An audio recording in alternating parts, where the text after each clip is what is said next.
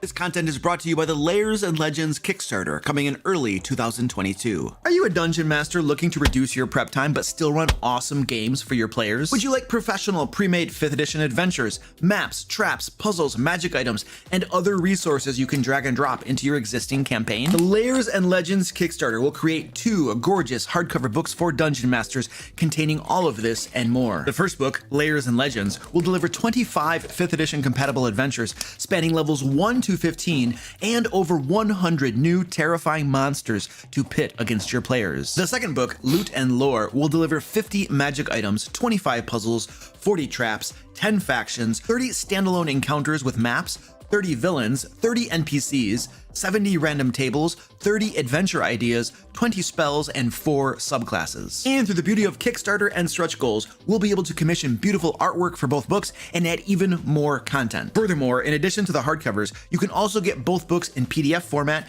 and a digital map pack containing all the maps from both books. And if you'd like to pick up a hardcover copy of our last Kickstarter, Into the Fae, it will be available as an add-on to Layers and Legends. Click the link below to join the Layers and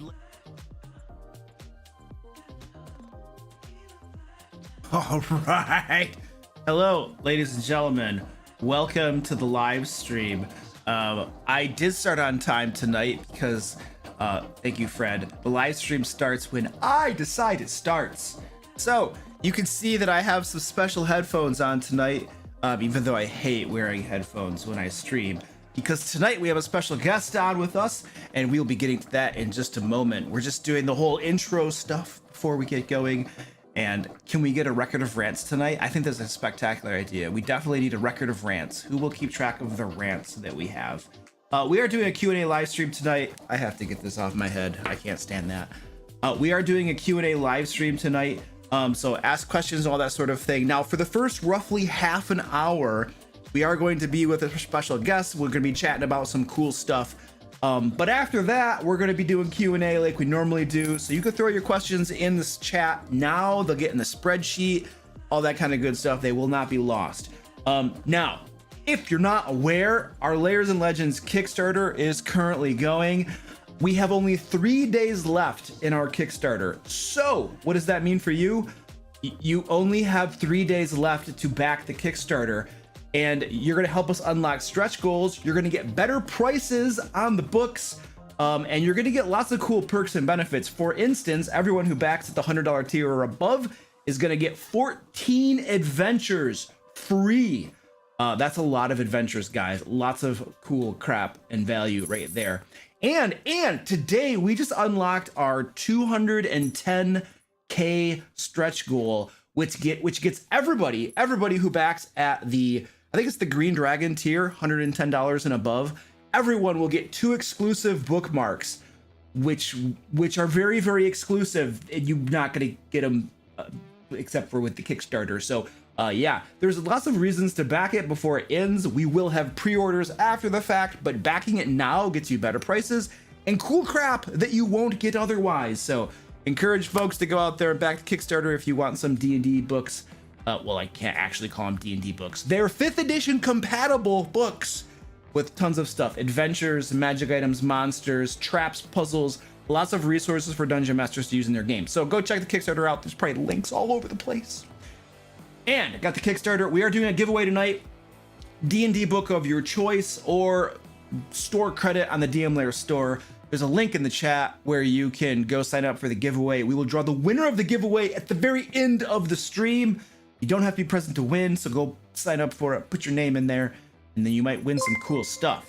So I think those are most of my plugs.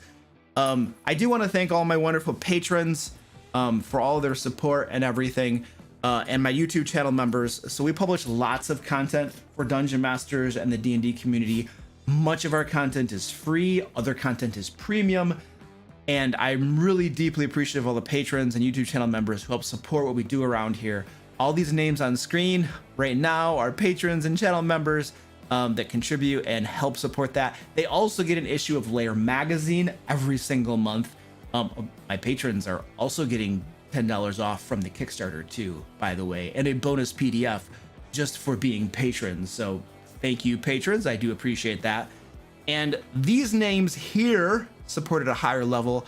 I'm supposed to read their names, and I kind of won't. But I want to go to our special guest tonight, so I'm gonna just throw these up here and say that these people are super, super, super awesome. And I hope you forgive me for not reading your names tonight. But I want to get to our guest because he can only be here for a limited time, and he has a magnificent beard. So we're gonna go cut over there. I just need to. Oh, my cats are going crazy already. Mommy needs attention. You're gonna have to wait, mommy. All right, I'm putting on the headphones. I hate wearing headphones when I stream. All right, but I have the headphones on. And here we are. Sean D.D. Kelly from Stack Up. Now, folks may recognize him from before. We have had him on in the past.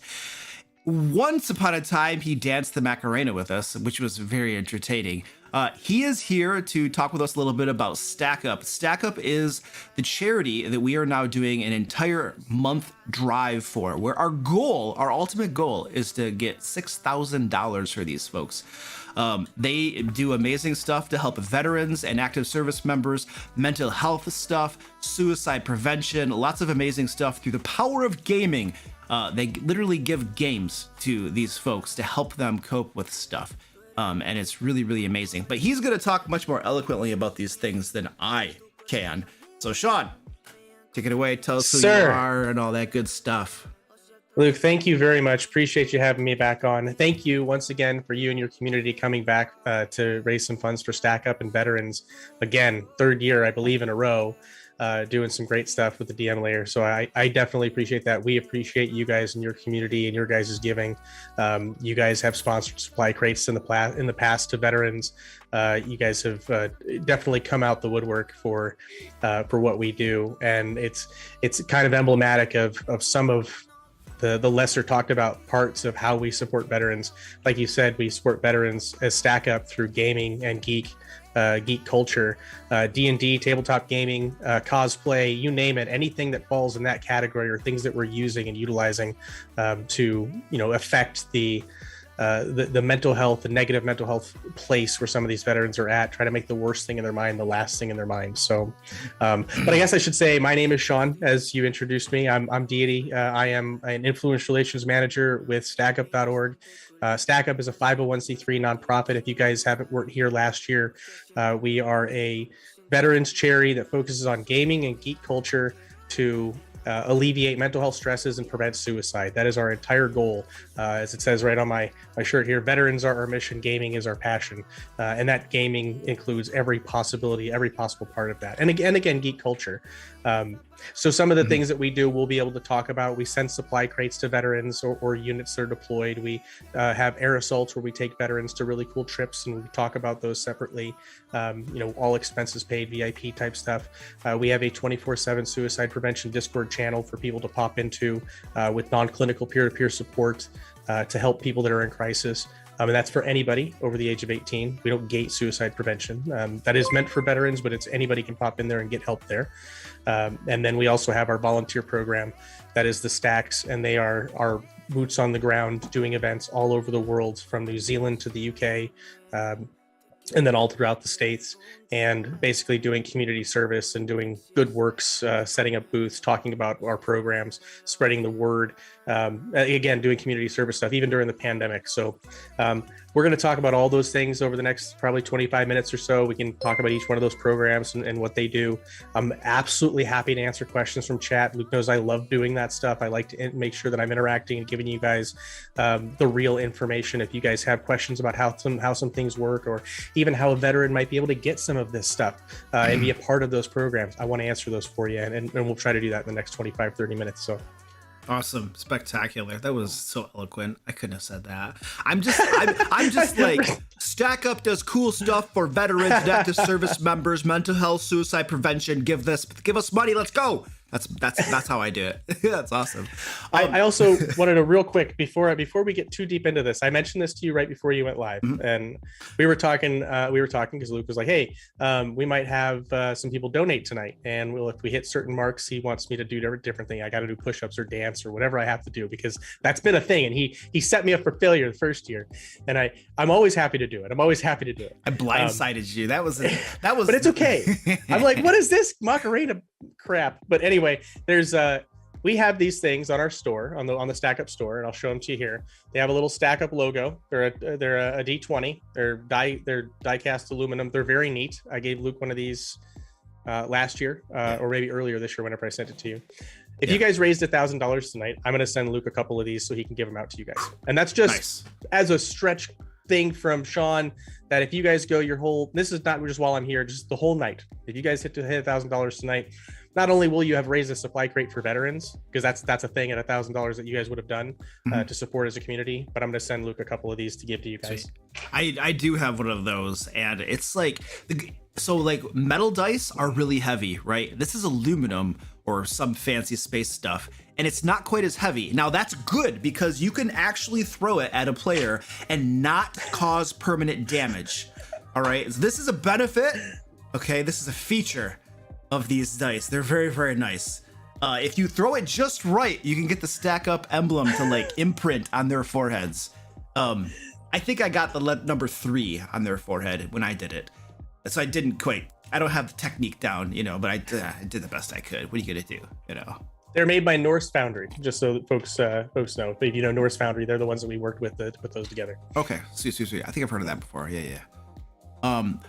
So for folks, we are already on a roll too, by the way, raising some money. So that you guys know, we're gonna make this fun. We have certain incentives that if you go to the donation page, they're all listed there. But the incentives are basically, if you donate $50, we will do push-ups, okay? If you donate $100, this is a single donation from a single person. If you donate $100, we will do a dance. I am a pretty decent dancer. I think I've well established this on streams before. And if a single person donates $250, we will sing a song of your choice, and we will be in perfect unison. It will be spectacular, beautiful work of art. We will sing a song of your choice on stream right here for $250. And I want to tell you, I don't know about Sean. Sean, but I used to be a professional singer. I had record deals and albums and stuff. I am a spectacular singer. So you do not want to miss this. Yeah, so that's the incentives right there. And I think we already have some, Sean. People are already throwing some money at Stack Up. So I have it up. I was looking at it right now. I'm like, oh no. As a reminder, moderators, whoever's in the spreadsheet, as these donations come in, if any of them hit those incentive thresholds, 50, 100, or 250, please put those in the spreadsheet so that I can see them and we can make sure that we do those things. Otherwise, I'm not going to see them. And people want us to do stupid stuff on stream, and I want to make sure that they're satisfied. So, Penguin Bus says don't lie to people. Well, about what? Sean, of my whole spiel I just said, did any of it seem like a lie to you? I don't know, and I'm not going to comment. All right. Either you don't know and you don't comment, or you weren't listening to me, but that's okay. Hey. Oh, you're talking about how great of a singer you are and how great of a dancer you are? I literally am not going to comment because I don't know. But here's the deal. I am 100% okay with humiliating myself for charity. That is a thing that I will just do. I have done this for as long as I've been streaming, as long as I've been doing stuff for Stack Up and everything else. I have sang on the front page of Twitch for 10 hours straight for $20 any song. So I 100% am with you and doing that. Okay. So I am absolutely on board. Okay. Whether or not I'm not gonna tell you that I'm a great singer. Yeah. But I will sing. Okay. Well, we already have a $50 donation from Goliath. Okay. So that's a set of push-ups. And then Ed Robinson gave $50. That is another set of push-ups. So I didn't actually specify how many push-ups are supposed to be in like one donation. I can tell you that I can do 10 good form slow push-ups halfway decently, but if I have to do 20, I'm gonna do them super fast and crack them out. Otherwise I die. So I'm gonna do as many as I can without hurting myself. I literally had surgery 3 weeks ago on my upper chest, but it's okay. It's okay. Like I asked the doctor if I could like not work out for a while, and she said absolutely not. Get out there and do stuff. You're fine. Okay. So I can do it. I mean, if you need to do the one-handed push-ups, I think that would be acceptable as well. And you could probably do half as many because it's just one-handed. You know what I'm saying? You know what? So. I'm gonna give it a shot. We'll see how fast I fall on my pace. Okay, all right. I'm gonna do the push-ups. Are we doing this now? Yeah, right now. Let's do it. We're gonna fulfill both of these. You'll be able to see me on the cat camera, guys. All right, Squeaky, watch out. Come on, Squeaky. The big tub. Move it. Oh.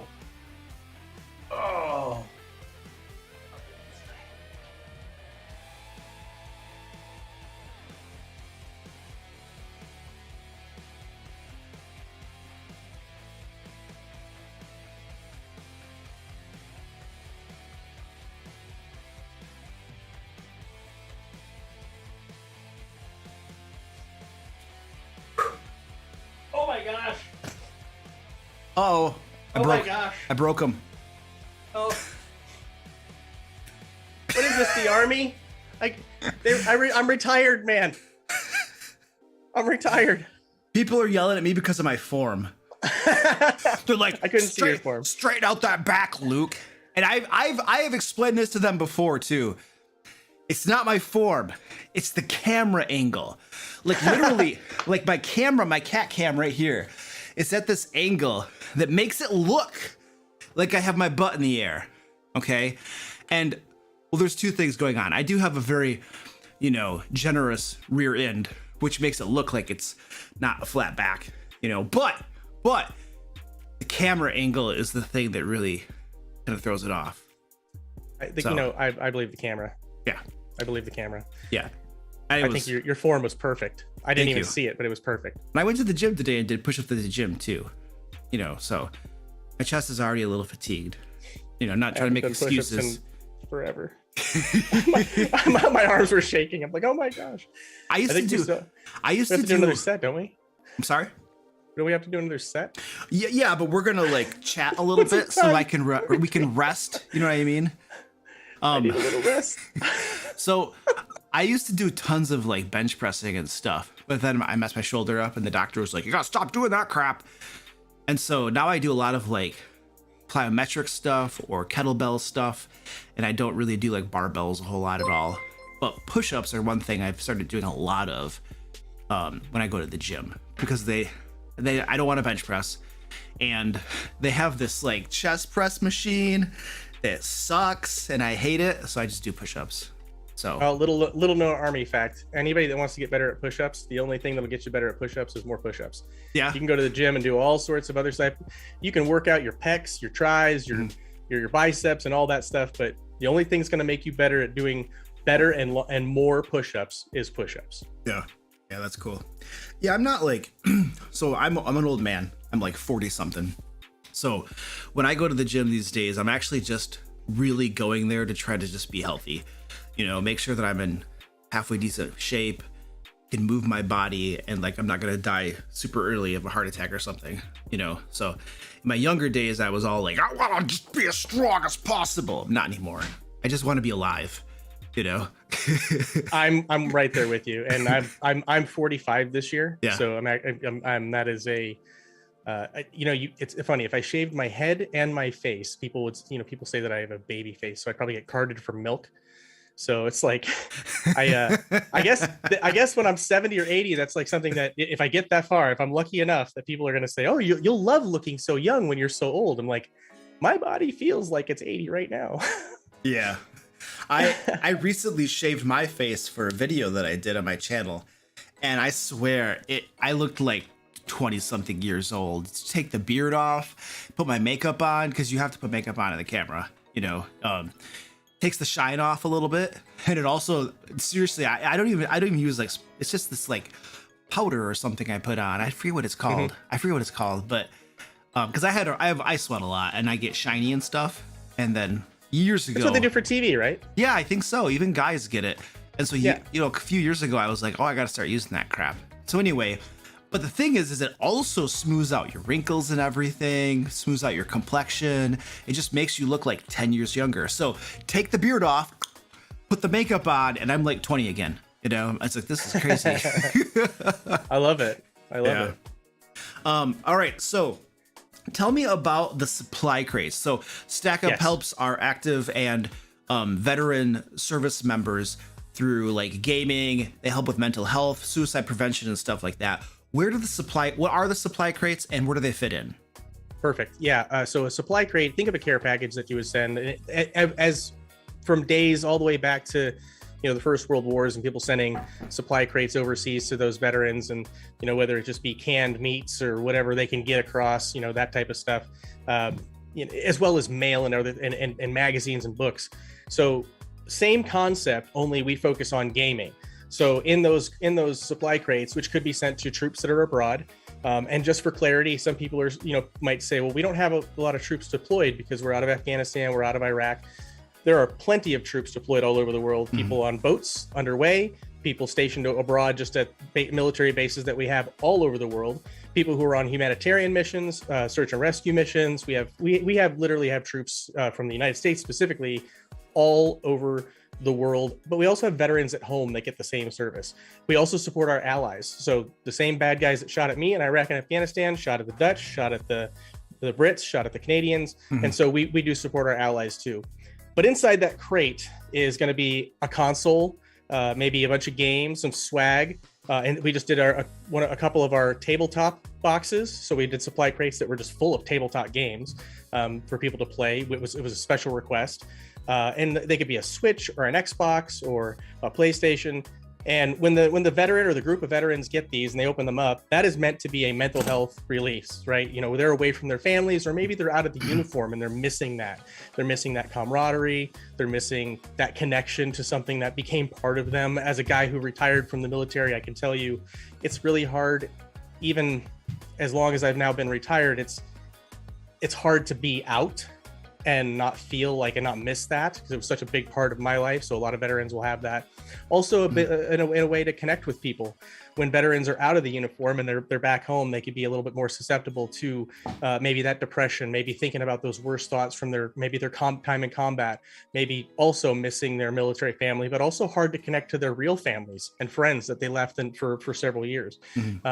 Giving them a game or something to do, something to play together. I've watched dads play with their kids when they missed births and birthdays. We've done that with supply crates. I've watched two battle buddies that used to be stationed together that were now different opposite ends of the United States that both got supply crates, and now they can hang out and play video games together. And so that type of community and togetherness and gaming can really be a mental health release and a relief. And if we can make the worst thing in someone's mind the last thing in their mind, and we get to keep them here with us, that's what we're after. That's what we're trying to do. Yeah. But that's what a supply crate is, and that's where they go. That's beautiful. And then what is it? Is it at $1,000 we sponsor a supply crate, right? $1,000 you sponsor a supply crate from this community. Yeah. $3,000 you sponsor a second one. $6,000 you sponsor what's called a retrofit PC. It's a supply crate, but it's a custom built PC to a veteran. And is this like a gaming PC essentially to help with like gaming and stuff? I can tell you that they're going to be made probably by Stunts Built, which is our main contractor now. So Stunts Built custom PCs. They're live pretty much every day building PCs and for different folks.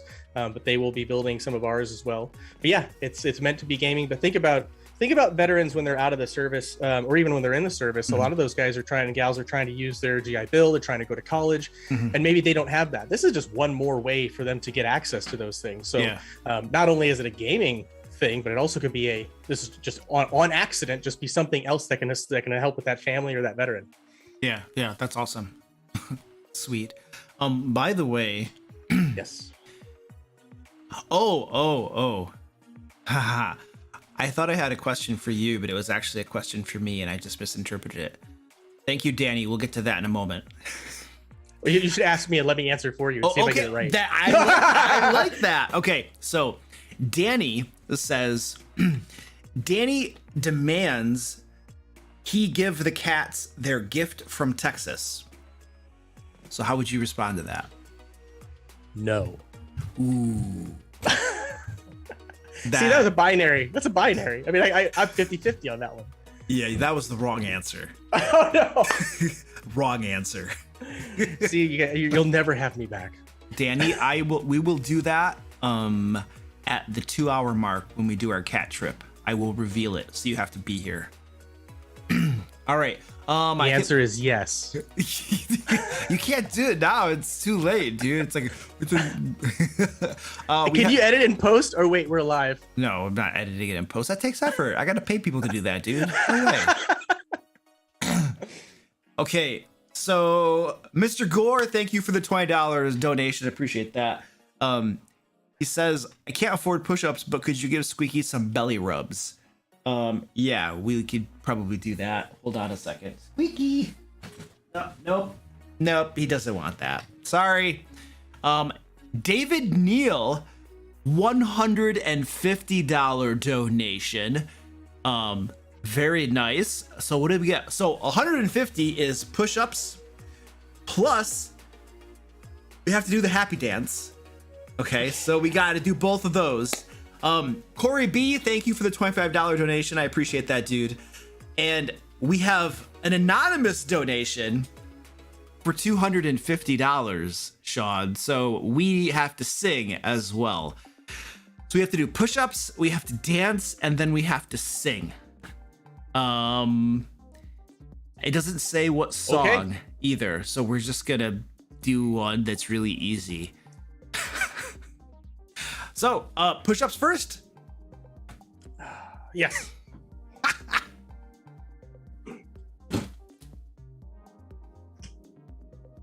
I don't know if I can get through 20 of these again. We'll try. I'm just doing 10.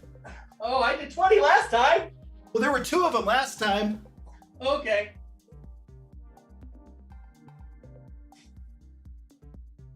Oh. And you're getting 10 this time.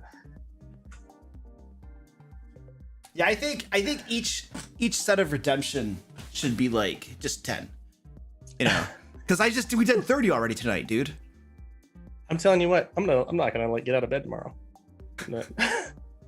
Hey, it's a good. I'm gonna get the icy hot going right there on the pecs. Get a good excuse to sleep in. Okay, happy dance. We could do the Macarena again. We could. I'm gonna mess it up again because I don't know the dance. So I don't either. Well, we could do it together. We'll figure it out.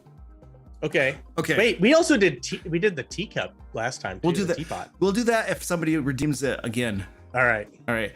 So we'll figure this out. It's not that Okay. hard. Sorry. How does this go? So you have to I think you do this, and then that,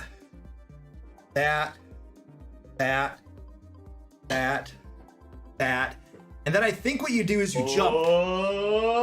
Don't you jump? I think you have to do like this thing. Oh, you do? Oh, okay. So you have to do I could be wrong. a hip roll. It's a hip roll, and then Okay, you and do then that. jump. All right, then you do the same thing. Hip roll, jump. And I think you're supposed to shake your hips the whole time. I can't do that. You're getting behind. There's no music to dance to. Well, it's copyrighted. We couldn't dance to it if we wanted to. Copyrighted music, and I'm dancing the Macarena, and we're doing this thing, and I don't know what I'm doing, so I'm gonna shake my hips off. All right, that's good. Worth. Oh, holy crap. Worth. I have good news and I have bad news, but first we have to sing. Yeah, I saw both good and bad news, just as I said. All right, so we're singing. Chat, any suggestions for a song for us to sing?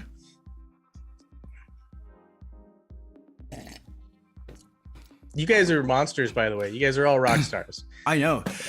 Dude, we already hit 1,000. We already passed 1,000, dude. We're at 1,145, it looks like. I think it's a little bit of a glitch right there. I think we're at yeah, let's see. I think we're at 845. I'm checking the page. I think it's gonna relativize here in a minute. What? Oh, it is 845. Why does my widget on the top of the screen, my OBS live stream widget, That says 11:45, but I can see on the stack up page it's just 8:45.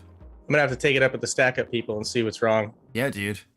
I am gonna check. No, Let's get him on the stream right now. Get him on the stream right now. We'll figure this out. We Will Rock You. Oh, We Will Rock You. I actually kind of almost know that song. Oh, Journey, the national anthem. That's even better. That's appropriate too. All right, let me get the lyrics up, and we're gonna sing the national anthem. U.S. national anthem. I might actually be able to do that. Okay-ish.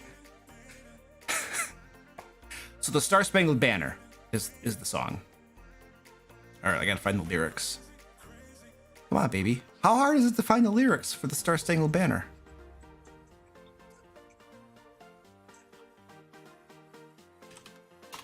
Star Spangled Banner lyrics. Okay, here, I got it now. Okay, are you ready? Let's go. I got a dog that just came in my room. All right. Dog. Doggo.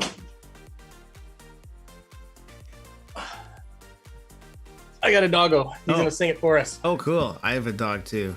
She's sleeping. All right, you ready? I don't know how he got in the room. Smart guy. Ready?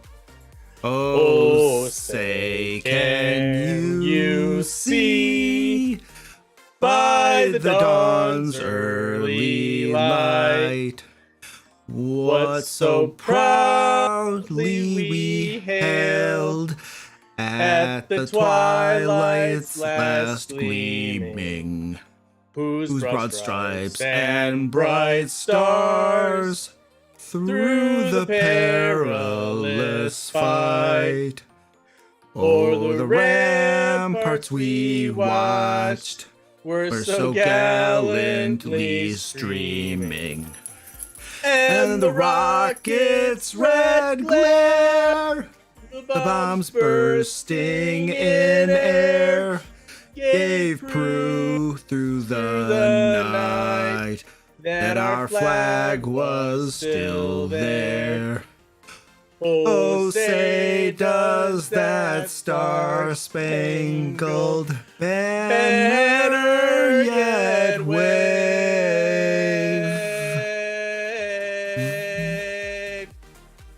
o'er the land of the free and the home of the brave. Max is like, why are you singing in my face? My dog is mad. He's like, I'm out. Okay, now. All right. Scale of 1 to 10. How Yeah, great were we? chat. Scale of 1 to 10. And I want to know, it's scale of 1 to 10, but I also want to know who was a better singer, Sean or Luke. And Sean, I got to tell you, my chat doesn't like me. So I guarantee you're going to win. So don't feel bad. Danny, I'm interested in what she has to say.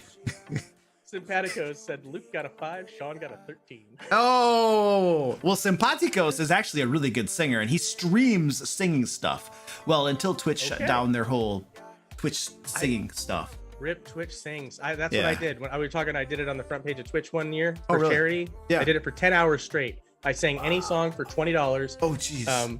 We're probably on the front page of Twitch for like 2 hours of that time because they kind of give you those time slots. Yeah. And by the time we were done, we raised $3,000 of $20 songs. I sang anything. Yeah.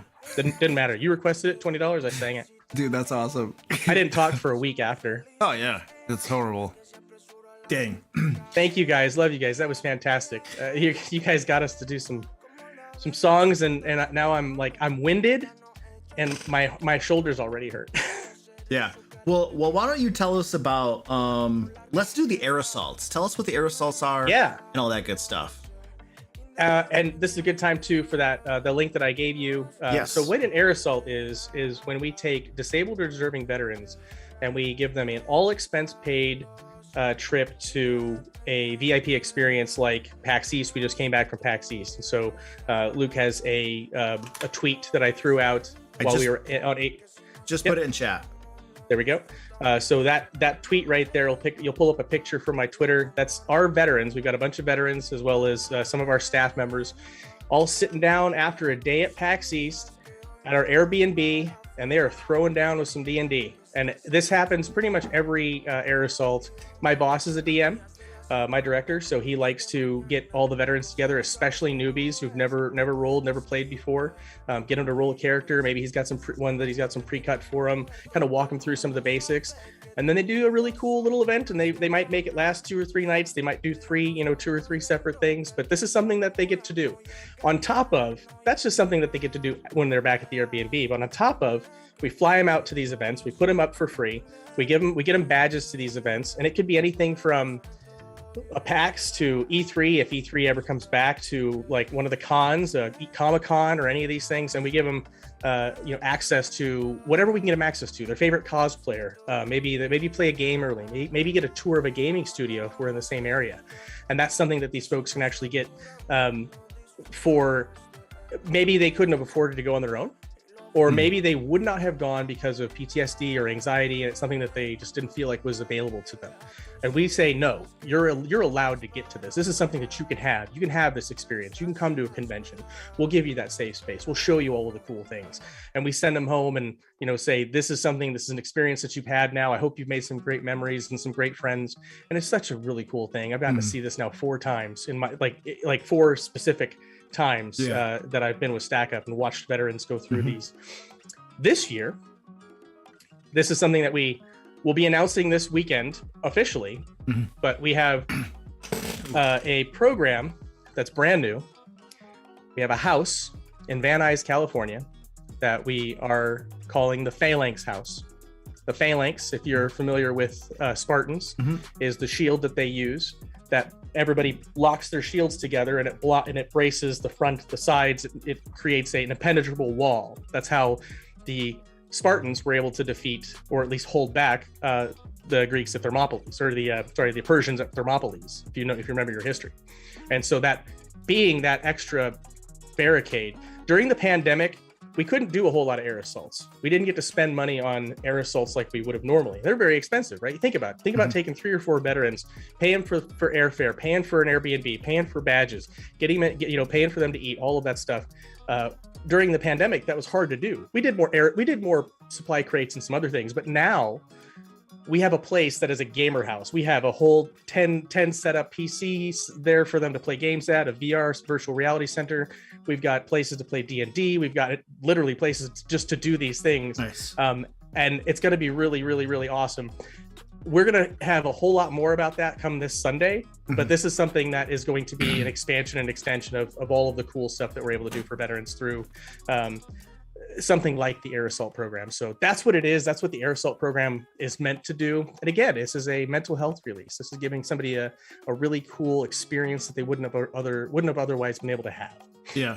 Now that house in California, so that you'd essentially do a similar thing where you fly people out to it so they can just play games and just get away and just all that kind of stuff. Yeah. Oh, that's cool. There's a whole lot more to it. And again, the official announcement's going to be coming out, I believe this weekend, this Sunday. So watch our Twitter at stackup.org. We're going to have a live event that's coming out of that. There's a lot of cool things that are happening. But it is, that's about as much as I can say about it without really letting everything out of the bag. But it's new. It's awesome. This is our 2022. We're really kicking it into high gear here. Yeah, that's awesome. Sweet. We have a question for you, Sean. Okay. Frank wants to know if you're Irish. I am very, very, very, very, very Irish. Yeah. I'm 3rd generation off the boat. 4th generation off the boat. Sorry, 4th generation off the boat. So my lineage, I know where my grandmother and my grandfather that's where their parents came from. I've actually visited Ireland. I've been to my grandmother's hometown. It's a real deal. I glow in the dark, baby, and I love potatoes. Wait, what about Lucky Charms though? Yeah, they're always after my Lucky Charms. But the cereal, do you like Lucky Charms cereal? Of course, who doesn't like Lucky Charms cereal? It's got marshmallows in it. Yeah, but it's all sugar too, dude. Yeah, it's there's nothing good about it for you, but it tastes amazing. Oh yeah, well yeah, like, I don't think it's a healthy cereal. I don't know. I mean, check with your doctor and read the side of that box before you actually ingest that stuff. But it tastes amazing. Oh yeah, it's very good. Well, I mean, almost all cereals taste amazing because they're injected with sugar. But yeah, it's very good. Yeah, I like Frosted Mini Wheats too, and don't think that those are healthy either. Well, yeah, they are. They have that health crust, that white health crust over the top of them. The white health crust. Yes. Yeah. I don't know what they call it. Sponsored by the CDC, the FDA, and that's not the technical term. And there is a proper nutritional term for that white health crust, but yeah.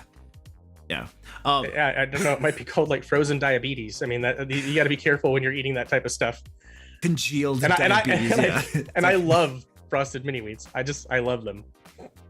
Frosted. Oh yeah. My daughter likes those. Yeah. I don't eat cereal. I haven't eaten cereal for a long time. This is all sugar, so I skip that. I eat like beans and eggs and stuff for breakfast. I eat eggs. I'm a big. Pretty much every morning I have my scrambled eggs, and that's kind of how I start my day. And bacon.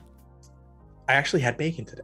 I don't always make bacon. I did. I made two strips of bacon today. I usually don't, but I did today. You know, bacon is very important on the DM Lair channel.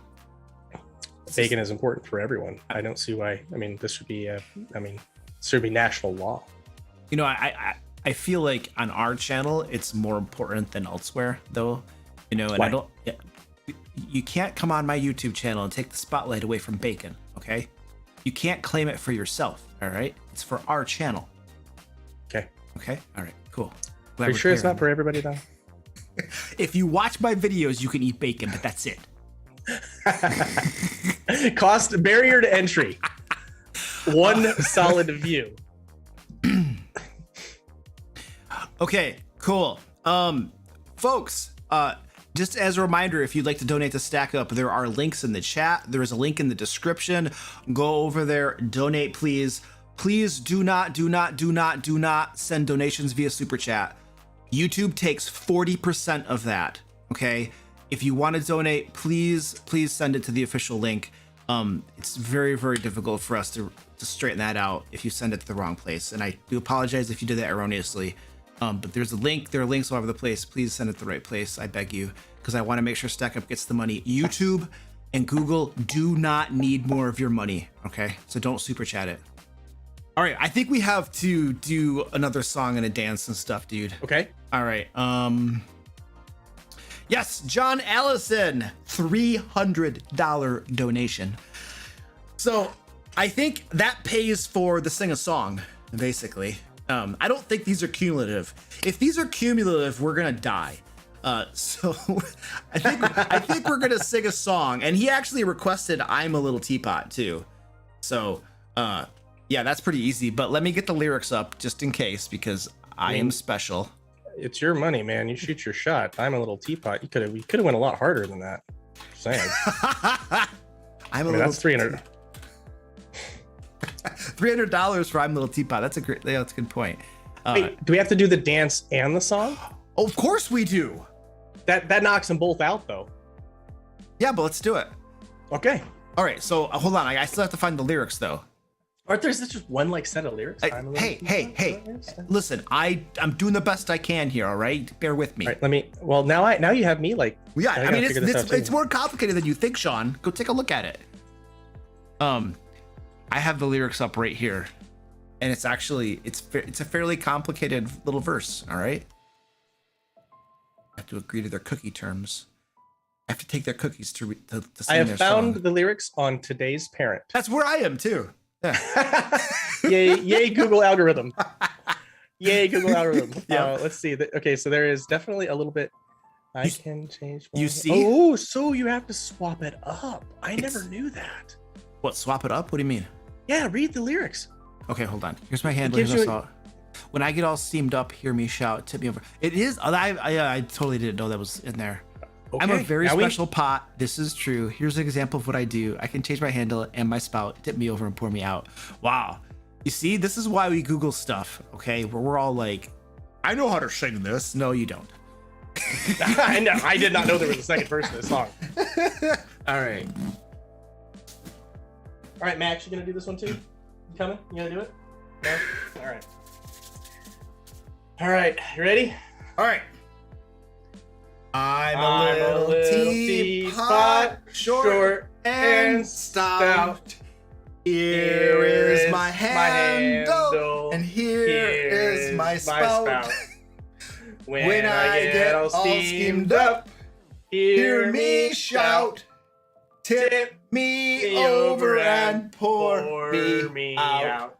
Now, how many of you guys actually knew this second verse? I'm a very special teapot. This is true. Here's an example of what I can do. I can change my handle and my spout. Tip me over and pour me out. All right. Look at that. That is a beautiful work of art right there. You know what I just found out, Luke? What's that? That teapot is a transformer. What? Ooh. Sweet. So that probably Transformers is a copyrighted, like, you know, property and stuff. Somebody, Hasbro or somebody owns Transformers. I don't know. I'm gonna get a copyright strike on my channel now. Jeez. Oh no. Jeez. That's horrible. All right, sweet. I know there were some questions that came through. I just didn't see what they were. They went too quick. Cecile, thank you for the $20, and Anonymous, $15. Really appreciate that. And questions. Yes, we got some questions for you. Peak D&D is in the house, and they have a question for you. Stack up. Do you fly out celebrity DMs to run games for the vets? So by celebrity DMs, they're probably talking about like Critical Role people, or, you know, people with long flowing hair and stuff, you know. We have done a couple of things in our history, and I can't speak to things that I wasn't present for or don't know.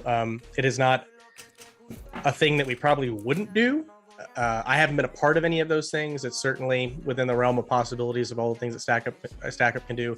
That said, we always have an in-house DM. My director has been a DM for his entire, you know, for all of his adult life, basically. So he's the one that's usually running those games.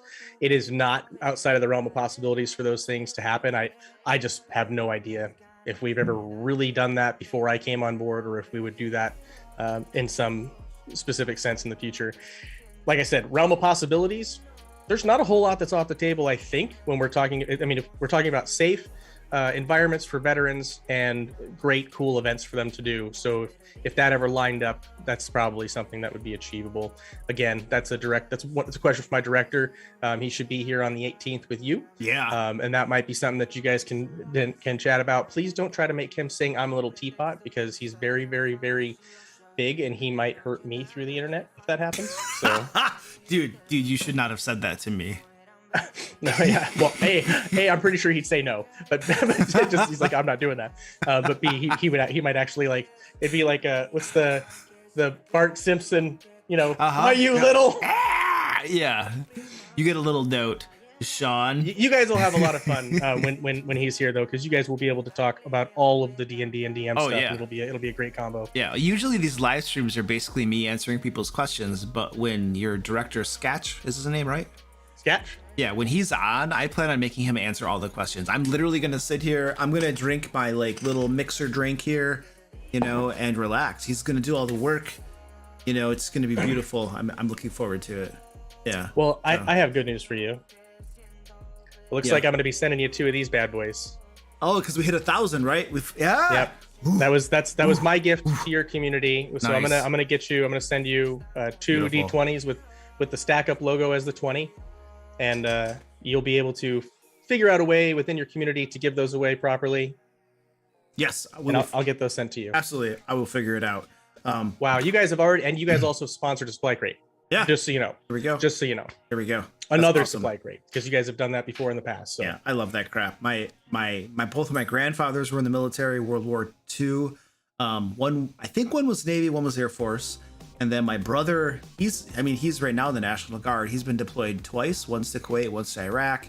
And right now he's he's like a mechanic that works on light vehicles and stuff, except that he has enough rank that he just tells other people what to do and makes work schedules and stuff, you know, so. So yeah, I love supporting the military and, you know, helping them out and stuff. So that's awesome. $1,000. All right. So also have good and bad news for you. I'm gonna get you. I know you got a meeting coming up, so I'm gonna get you out of here in about 5 minutes. All right, and then you'll get to go to your meeting. Is that cool? Yes, absolutely. All right, sweet. Because we're going over from our original time a little bit, but I know you got a meeting, so. And this has been a lot of fun, and you guys have been amazing with your donations and making us do fun and crazy stuff, and I'm happy to be here for that. So thank you again, Luke. Yeah, absolutely, dude. All right, so we have a $250 donation from Agile Monk. Thank you so much, Agile Monk. 250 gets him a song. I don't know what song. Oh, there's that one song. We will rock you.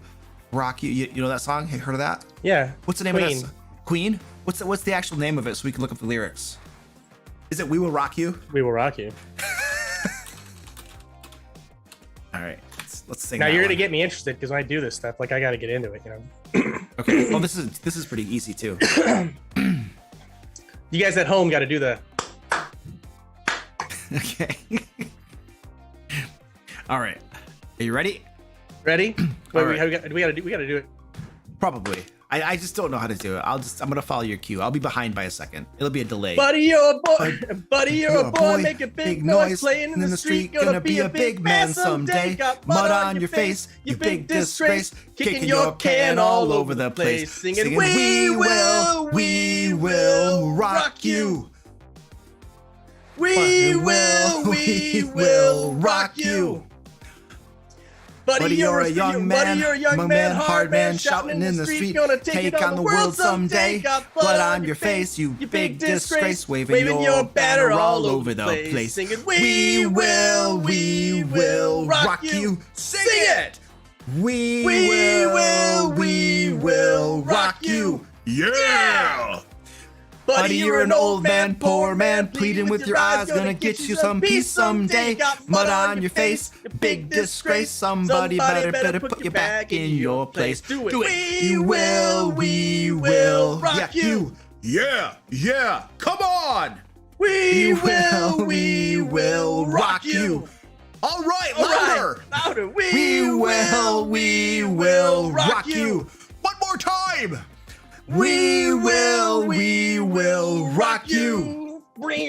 Yeah. We need the riff for all of that too. I mean, I totally can do that next time. All right, we also have. Thank you guys. This is our last one. He does one out so bad. Let me let him out. Okay, yeah.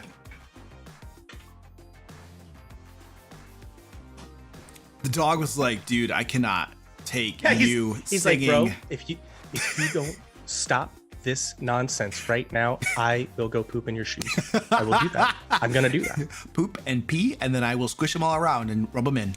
Yeah. No, he's gonna wait till I go out and cut the grass, and they'll be right there. So that's gonna happen. The first time he's like, dude, you sang in my face. I didn't like that. And then He didn't like that at and then he's all. like, I'm still trapped in here. Let me out. We have a $50 donation from Nobu. That means push-ups. Okay. So this is the last set of push-ups, and then we're gonna get you on your way so you can go to your meeting, man. All right. All right. Let's get this out. Uh-oh, I just hit a cat. Hey, you went running.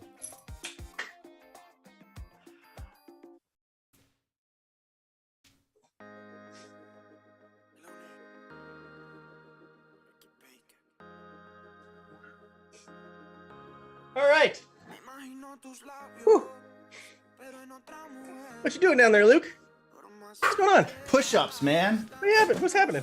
Push-ups, dude. I can't talk smack. I'm probably gonna go to the ER. Dude, I did push-ups at the gym and crap, and now I gotta do them again, man. All right. Sweet. It's a lot of work. So, Yes. thank you, Sean, for hanging out with us. I really appreciate it. Of course. We're gonna keep this trade rolling. We're gonna get to $6,000, man. We're gonna get one of those retrofit PCs. What is it? 2 gaming crates, supply crates, also. So we're gonna get there. And if we struggle with getting there, we'll just do more songs and dances.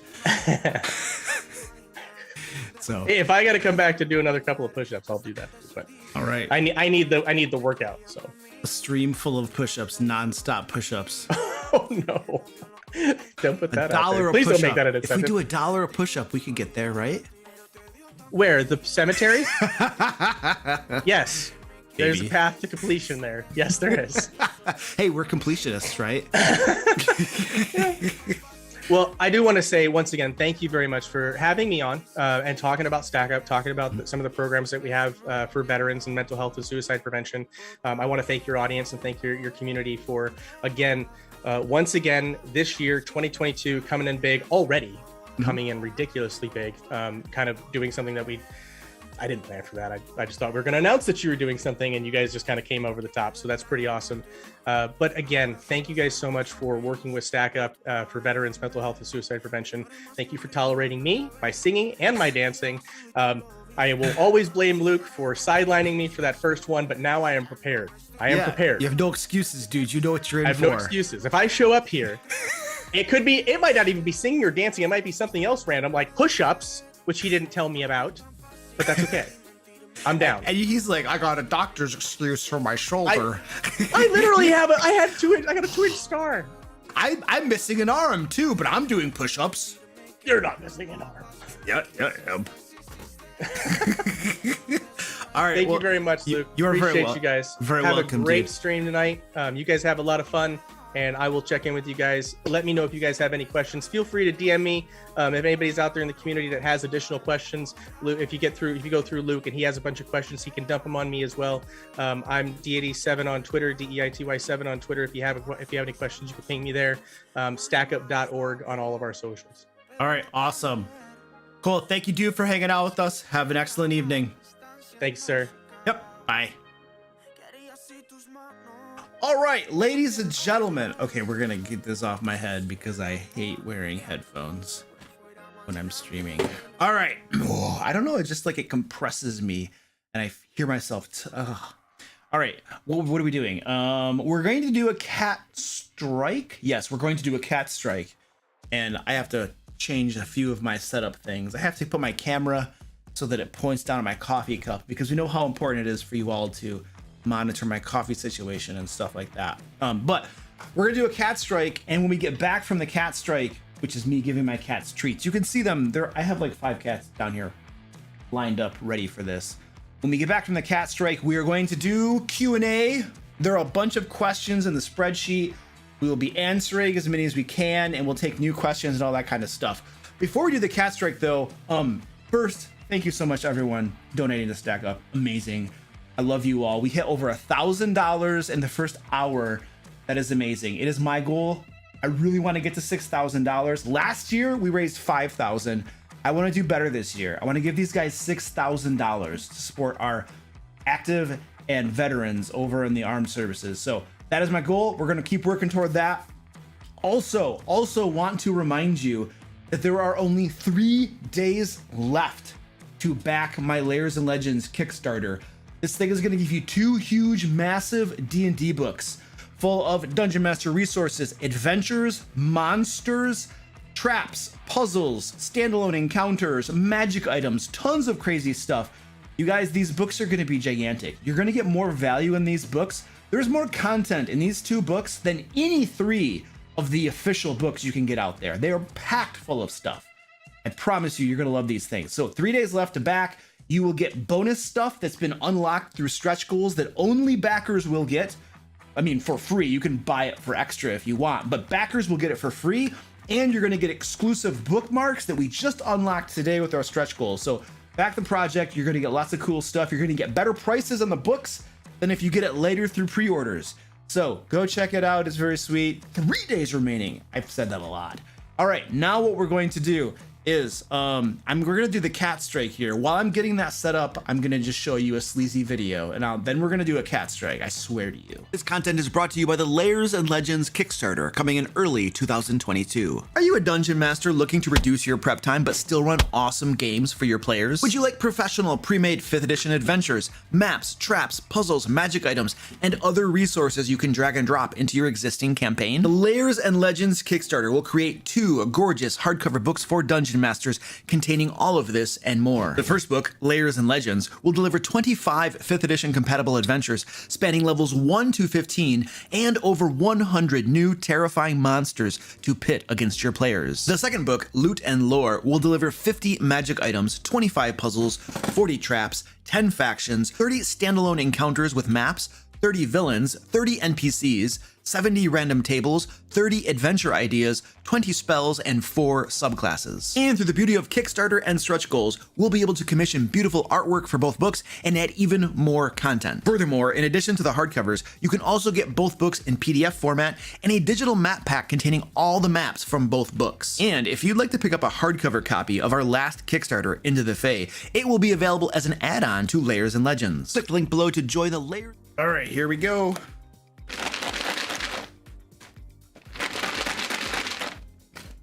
Well, I have 5. I have 5 of them.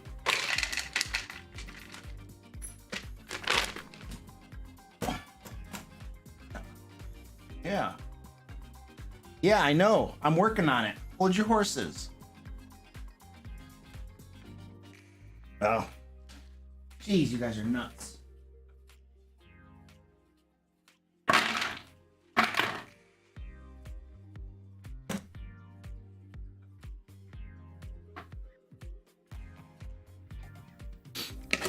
Trick here is you got to scatter it like chicken feed. All right, I shall be back.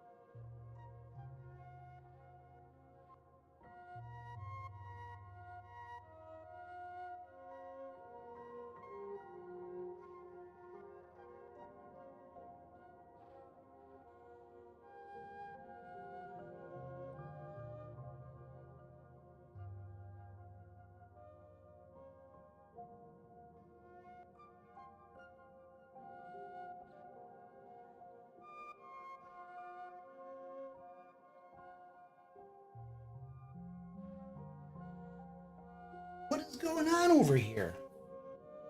The bad doggy. All right, I gotta turn a camera back on, and then we're gonna rock and roll. Properties, deactivate, activate. Why didn't that work?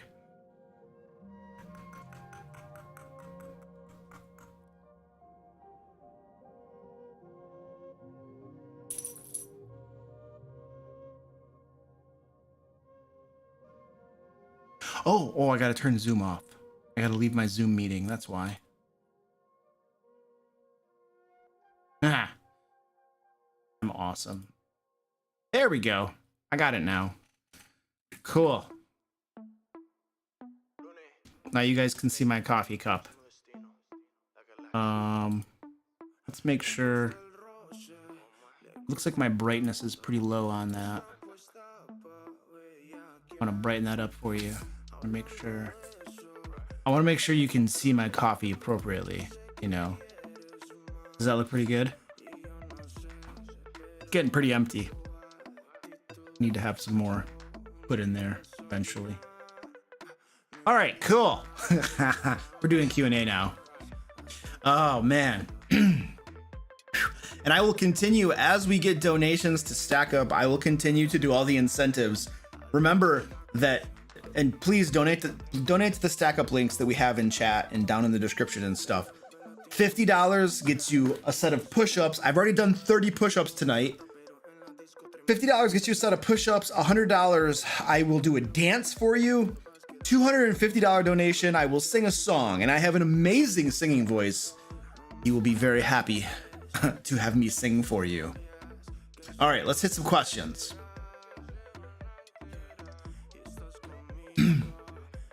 Peak D&D says, Luke, why are you so modest? I was 100% talking about you being the celebrity DM. Oh, okay, cool. I mean, I would go DM some games for Stack Up, absolutely. You gotta be clear.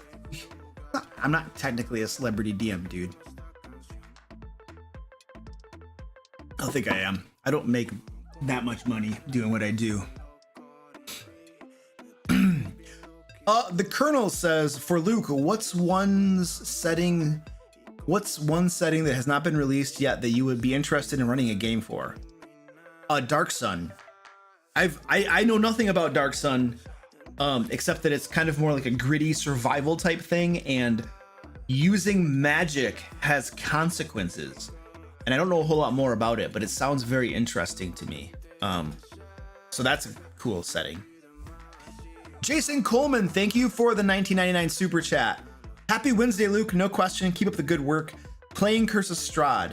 Used one of the traps from the DM Lair newsletter in Death House to restrain my players while ghouls attacked. Priceless.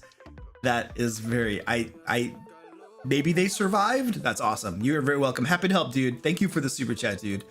Also, what did we have? Agile Monk. I also wanted to thank you for the super chats, dude. I think you were trying to send them to the Stack Up, and I do appreciate also sending it to Stack Up to help support them. Very much appreciate that. Let's see. Thiago says, how do you bridge the gap between theater of the mind and minis? Something visual without all the minutia. Yes. So I'm actually planning on doing a full video on this. I'm gonna show you a sneak peek of my method of doing this right now. I gotta get some props. Give me a second.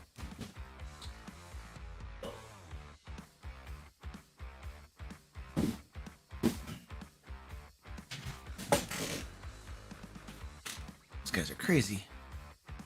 Got two cats trying to go into the same litter box at the same time, and they both freaked out and ran. So I'm finding something I use in my Curse of Strahd game. Okay, so here's the thing, and I think what Thiago's driving at is, if you're using grid and minis, like, there's just tons of stuff and tons of detail, and if you're drawing out everything and everybody's moving minis every time you draw out a new room, they move their minis and stuff. It's like you can get bogged down in the minutia of grid and minis play if you're drawing out everything and everybody's always moving their minis and stuff. That sort of gameplay works well for Roll20 or Fantasy Grounds, where you can load the map in advance, but it doesn't work so well at in-person game. And it can, and people do it, but if you have to draw it out every single time and stuff, it's not necessary. Maybe you want to run Theater of the Mind, but you also want to do grid and minis for battle. But you have a very stark contrast there, right? At one point, everything's up here, and then when you go to a battle, everything is on the grid and minis, right? And then it's very all the details and stuff there. But the question then is, like, what's the middle ground there? What do you do in between? Because you know, your players, if they're going through a dungeon, they want to kind of know the layout of the dungeon. They might want to know what rooms they've been to and what are the corridors they haven't explored and stuff.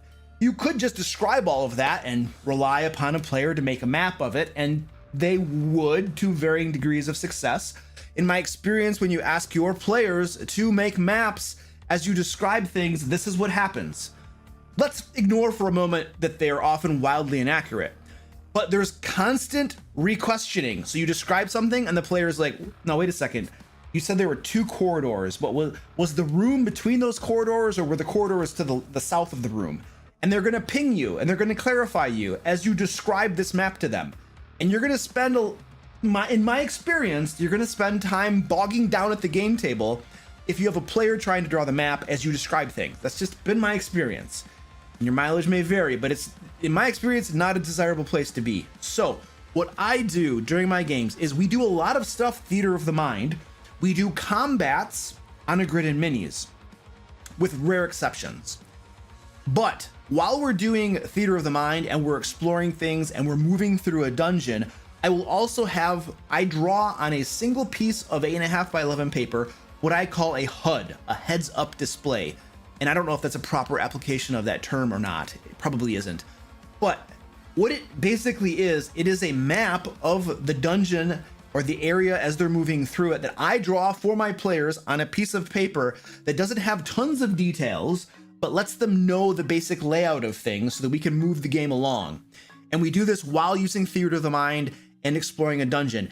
And then, let me pop over to this bad boy and show you what this is. I've given you a whole bunch of explanation, but coffee cam, there we go. So basically, they were exploring Amber Temple. This was for my Curse of Strahd game. And as they were exploring Amber Temple, this is the bottom level. This was the top level right here. As they went into it, I just started drawing out the passages and stuff. Now, it didn't start this way at the game. It was a blank piece of paper, and as they explored, I drew little by little. And so they got a basic idea of the layout. It's not to scale. A lot of this stuff is poorly drawn. It's inaccurate. It's not relative to scale even to each other, but it gives them an idea of the layout. So as they're exploring, we have this to reference.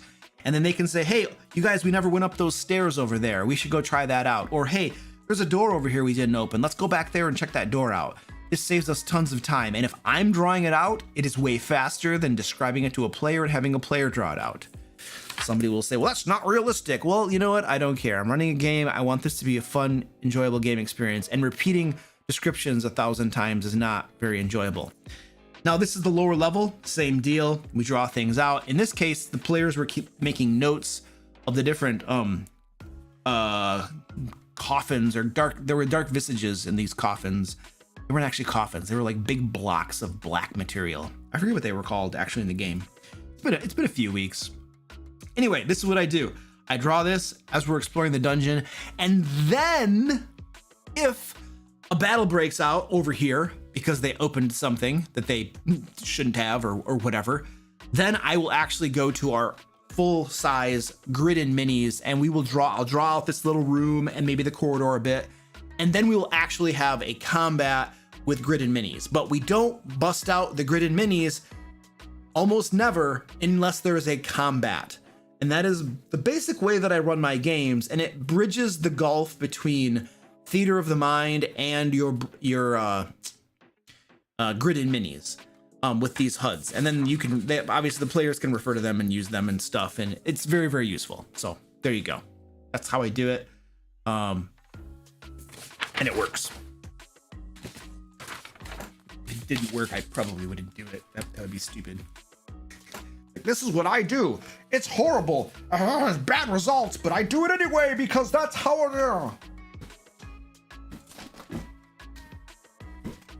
All right, there we go.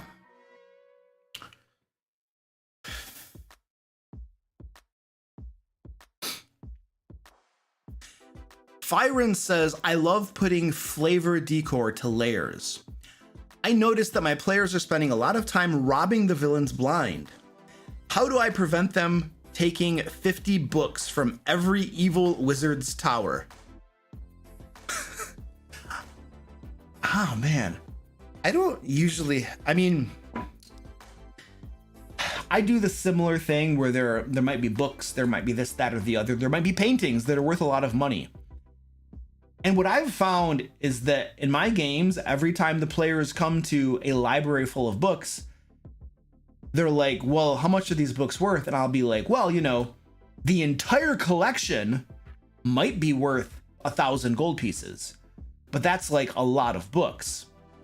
There might be some of them in there that are worth a whole lot more, but you're gonna have to spend some time reading them, cataloging them, appraising them, and that sort of thing in order to find the ones that are of real value. And almost invariably, there's one of two things that happen. And this is realistic. This is realistic, right? You're not just gonna like go and walk into a library and be like, oh, this whole collection is worth 5,000 gold, and those 3 books right there are the ones that are worth the most amount of money. No, you're gonna have to spend some time looking, reading the spines, taking a look inside, see what they are, see what the book's about. It's gonna take you some time to figure out what the value is, which books are the most worth the most, and which ones you might actually want to take with you. This is realistic. And so I'll explain to my players this sort of thing. And then there's one of two things that'll happen. They'll be like, well, you know, we're actually here to stop the bad guy from doing bad things. And this is going to take too much time for us to do a catalog of all these books. We're going to come back later and deal with this. They almost never go back later because they forget, or there are more pressing things that come up. So any time in my games that a player is like, let's come back and do this later, it almost never happens. It almost never happens. I was in a game recently where they wanted to, I was a player, and the group wanted to, like, I think there was an island to investigate, and a couple people were like, we should go do our main quest first and then come back and do this later. And I know there is no way we were on our way to Chult. I knew as a dungeon master, just because of experience, that if we did not go to that island now, because it was right there, and we went to Chult, we would get totally absorbed in the main quest line or whatever other distractions came up there, and we would never go back to that island. I literally said that much, and as I tried to plead my case for us to go to the island. Otherwise, we'd never get to go to the island. And I knew there was something cool there because our dungeon master probably wouldn't have presented it if there wasn't something cool there. And I didn't want to miss out on that cool thing, you know. And there was players who were like, let's come back and do it later. I'm like, it's never gonna happen. Don't give me that do it later excuse. It's not gonna happen. So anyway, I don't even know where I was going with that. What was I even talking about? Oh yes, the looting of the villains' lairs. So there's never enough time to take care of all that loot, like cataloging, looting, and all that stuff. And so they'll say they'll do it later, they never do. That's one thing that often happens. The second thing that often happens is they don't have a logistical way to actually carry this stuff. It's an entire collection of books. Where are you going to carry that? We got bags of holding. Dude, bags of holding have a specific volume and capacity to them. The whole library isn't going to fit in your bag of holding, dude. You got these big, huge paintings that are worth tons of money. How are you going to get those paintings out? We got a bust, a marble bust that's worth 1,000 gold pieces. Well, that's great, but how are you going to carry that marble bust out? Now, do we track encumbrance and every little tiny detail that somebody's carrying? No, we don't. That's not usually very fun. However, when it's something like carrying a library out with you, or big marble busts that weigh hundreds of pounds each, then we're going to start raising eyebrows and we're going to start asking, how are you going to do that? And usually they're not able to rob the villains blind because they don't have a real logistical way to do that. And it takes time to do that. And most of the time, when you're in the middle of, you know, invading a bad guy's place, you don't have all the time in the world. If you tarry too long, things start happening. The alarm gets sounded, people find the dead bodies, the villain starts investigating and setting his buddies. You might have the entire dungeon come down on you when they learn that there are intruders. So the way that, I literally don't do a whole lot to stop my players from doing this thing. I just try to think realistically about it. How would you possibly do that? You know, if they have a way to do it, great, spectacular. But I try to enforce a semblance of realism to that question, right? Of robbing the villains blind and taking all of their things that aren't nailed down. And if you impose a little bit of realism, then everything kind of works itself out. You don't have to be super like nitpicky about it, but just basic questions. How are you going to carry all of those books? Yeah, we probably aren't. Okay, never mind. It's just, you know, that's usually how I solve that problem. And it's not even a problem I consciously even try to solve, because it solves itself.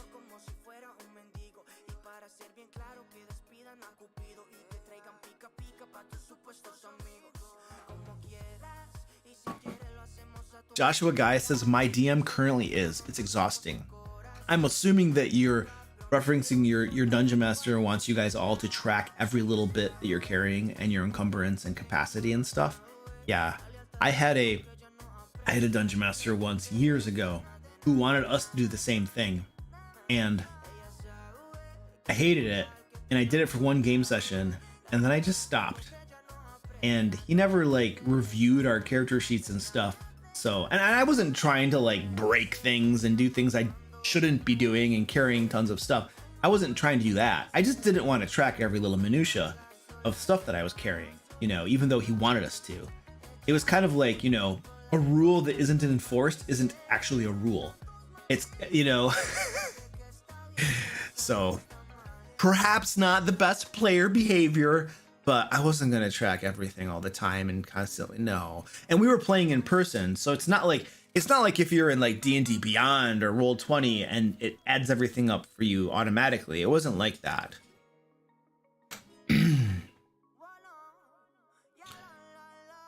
What are your thoughts on L5R? I don't even know what that is. Is that an abbreviation for something? Does anybody in chat know what L5R is? I have no idea what this is. It's like, when I was a tech writer, we had a rule. You spell out abbreviations on first reference, and then you put the abbreviation in parentheses, and then on future references, you can use the abbreviation. But until you've defined the abbreviation, you need to spell it out so that people know what you're talking about. Legend of the Five Rings. Thank you. I have no idea what Legend of the Five Rings is. I can probably Google it. I mean, I have Google. Let's see what it is. Legend of the Five Rings. It's a card game. I don't know what that is.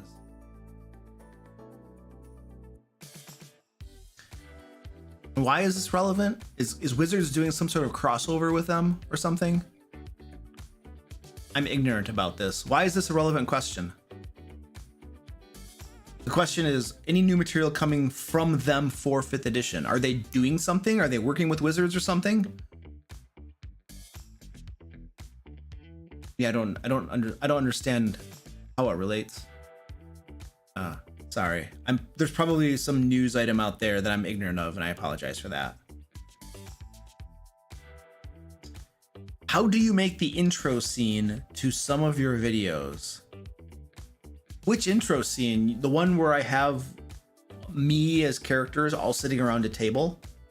I just film myself sitting around a table, and then you just you crop the frames and you put yourself next to each other, and then you put a feather effect. And as long as you keep your lighting consistent, lighting is like the most important thing when you're filming videos. Nothing else matters. I have a very inexpensive camera. My camera is like, I think the body is like $400. It's not an expensive camera. Now the glass on it, the lens costs more, but it's not an expensive camera. Actually, the body is probably one of the least important parts. I think the lenses are usually considered. Anyway, the point is my camera was like $600. But my lighting, the lighting is everything in video production. So, but anyway, that's a side point.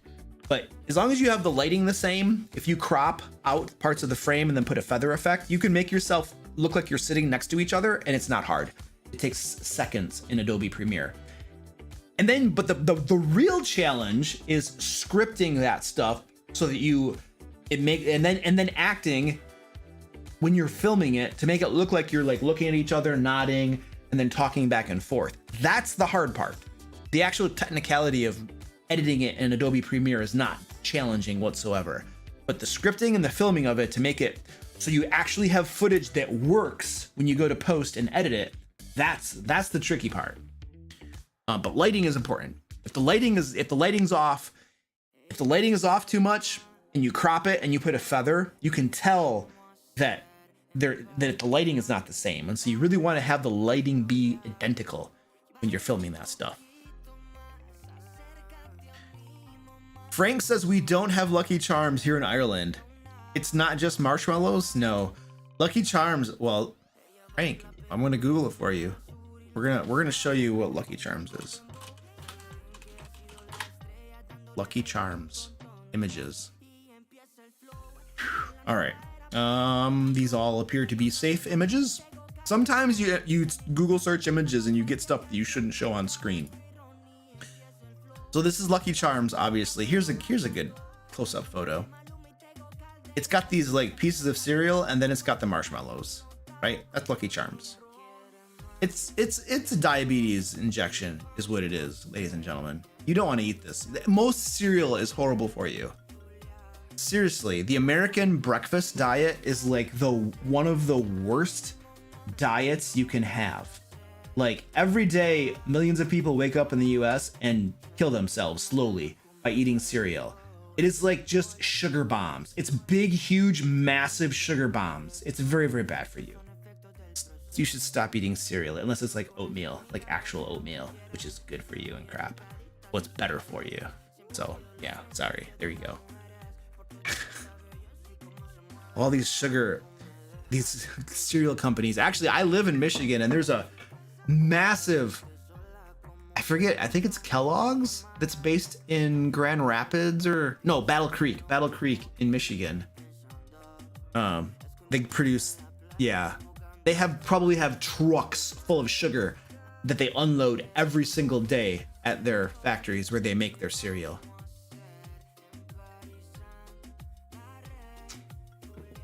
Can we borrow Max as the new joke writer?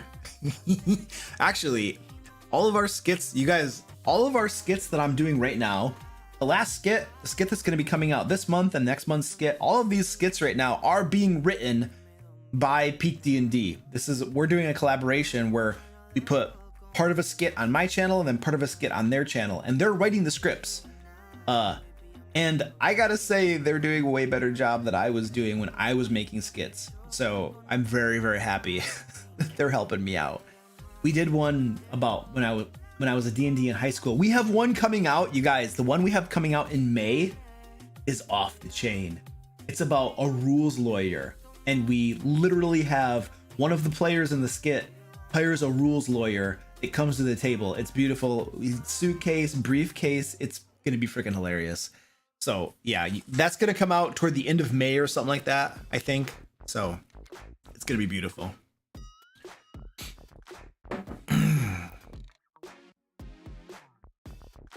How much was raised? I mean, what are we up to right now for Stack Up? We're up to $1,190 right now for Stack Up. That's awesome. So where's my thing? There we go. So for folks who are just getting here, Stack Up is a military charity supporting active and veteran service members from the US and allied nations by promoting positive mental health and suicide prevention through gaming and geek culture. We are currently right now trying to raise money for these folks, and there's links down in the chat. There's a link in the description where you can donate.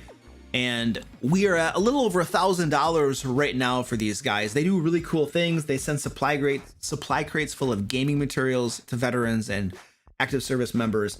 They do air assaults where they fly them to conventions and stuff. This is all to help with mental health, help them to feel better, help them to feel plugged in, help them to deal with things they might be going through. They also have things called the Stacks, which are volunteers that go around and help them as well. They also have Stack Up Overwatch program, which they call STOP, which is a 24/7 crisis intervention and peer-to-peer mental health support. And so basically you can call their line if and this isn't just for, this is for anybody. You don't have to be in the military or a veteran or anything. Anybody who needs help, you can call this line and they can help you. And so they're doing amazing things to help folks with mental health and all this kind of stuff. And I'm just showing you like photos on the stream here of different pictures of different, people getting gaming crates, the supply crates and stuff like that. So also as an incentive, if you donate $50, I do push-ups right here on stream. If you donate $100, I will do a dance. I'm a very good dancer. And if you donate $250, I will sing a song of your choice. And I am an excellent singer, and you will be just riveted by my amazingness. So if you'd like to donate, there's links all over the place. Please feel free. Our goal is to get up to $6,000 for these guys, and we have a wonderful start. So that's very, very beautiful.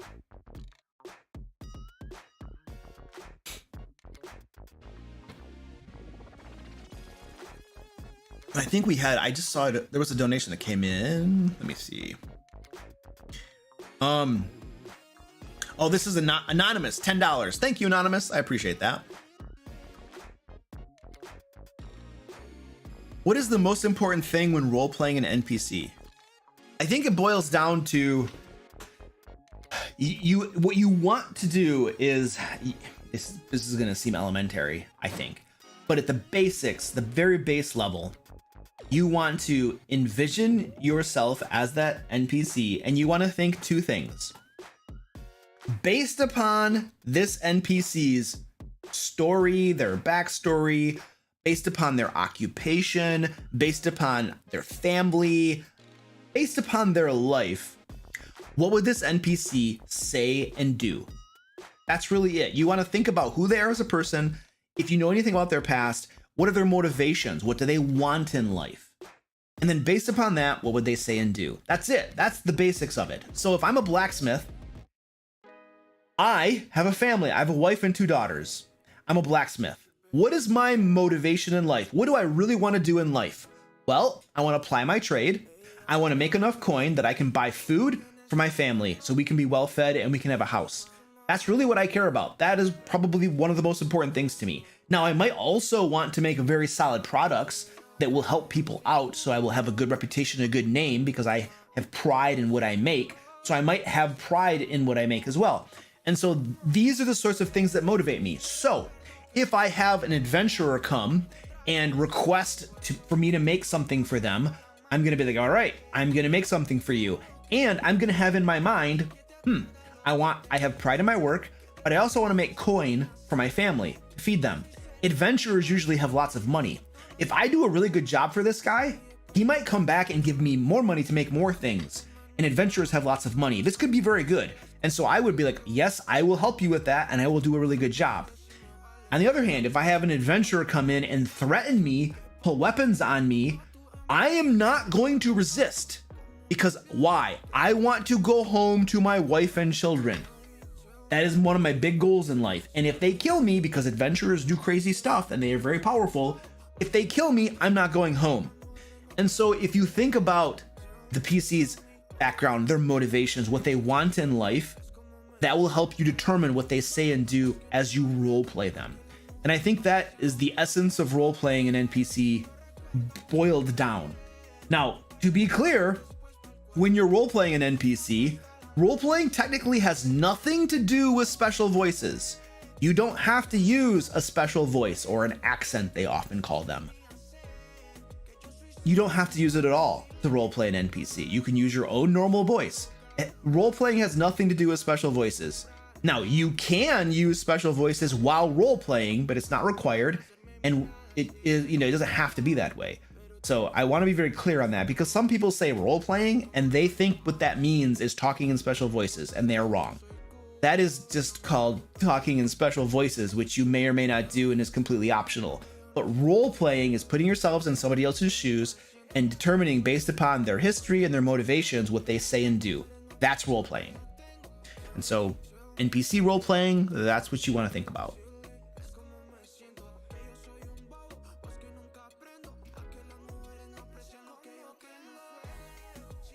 What is your favorite breakfast cereal after the whole talk about how horrible breakfast cereals are? Grape nuts.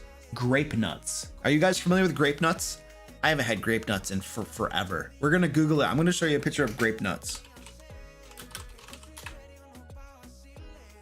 Images. Here we go. Is this all safe? It looks safe. So these are grape nuts. They're nothing special. Probably most people hate these things. They're just I don't even know what they are. I don't know what they're made out of. But this is the way you eat grape nuts, you guys. Like, literally, you take the grape nuts, you put milk in the bowl, and you want the milk to go above the cereal. And then, here's the key part, you let it sit there for like 10 or 15 minutes so the grape nuts start to absorb the milk, and then they get mushy.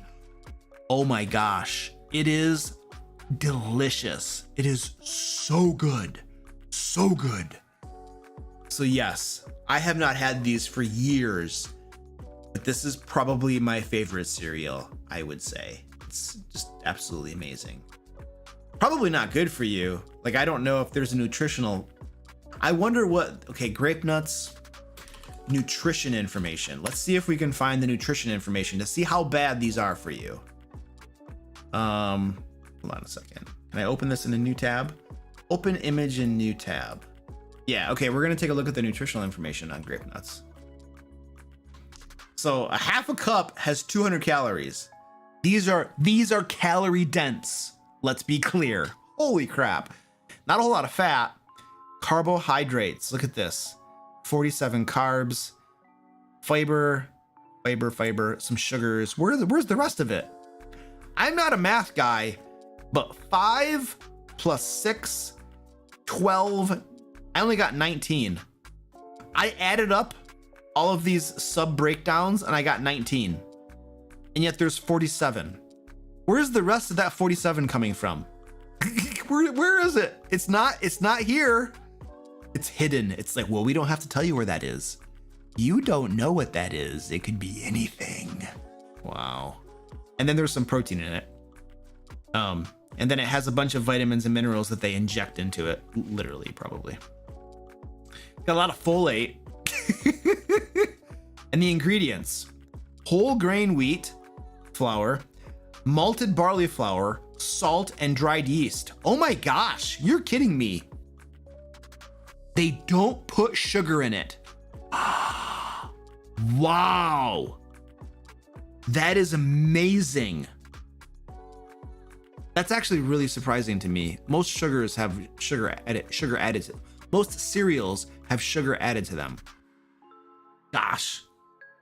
This maybe is not as bad. Maybe I should go eat some of this stuff. I didn't know that there wasn't sugar added to this. Wow. Oh, LairCon. Oh yes, LairCon. Peak D&D is mentioning LairCon. Yes, ladies and gentlemen, LairCon 2022 is a thing.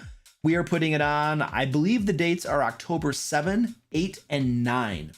It is happening in Pensacola, Florida.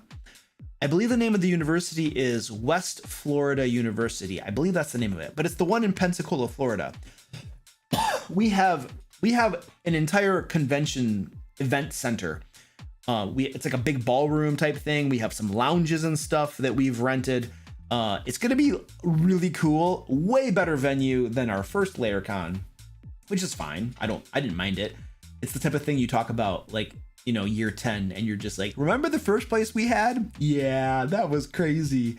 So this place is gonna be very nice. So I am working on getting the website up that'll give you guys more information, and then we'll open up ticket sales and that sort of thing. I'm working on that, but here's the real problem. I'm also running a Kickstarter right now, and we have 3 days left in the Kickstarter. So if you haven't pledged to the Kickstarter, you could probably go do that at one of these links here, because 3 days left to save money and get free bonus stuff that only people who pledge to the Kickstarter are going to get. I mean, you could get it later if you pay for it, but people that pledge now are going to get it free included with their pledge. But anyway, I'm running the Kickstarter, which is taking a little bit of my time. I got a stupid day job too, by the way. That's not fun. But anyway, running the Kickstarter right now. So getting LairCon all set up for you guys with more information is getting delayed a little bit. But I have it on my list. I'm gonna try to get it done in the next few weeks so that you guys can, you know, start getting more hyped up for it. But yes, it's gonna be amazing. I will be at LairCon. Peak D&D folks will be at LairCon. A lot of my crew, the people that help with our publications, and some of our moderators are gonna be there as well. It's gonna be very, very cool. They're gonna be running games for you. I will be running a VIP game for some folks as well. So it's going to be very cool. It's Florida too. Like, that's got to be cool. Florida in October. Is that good? Who knows what weather is like in Florida October? That's got to be pretty decent. Not super hot, but maybe not crazy cold. Yeah, I don't know. AZJ says he played Munchkins with me at LairCon 1. It was priceless. And having Penguin Butt DM for him was great. Yes, Penguin Butt is awesome. Goliath Cleric will be there. He's a great DM. I think the Colonel's gonna be there. Owen is in Europe, so he's not gonna be able to make it. It's still hot in October. Okay, cool.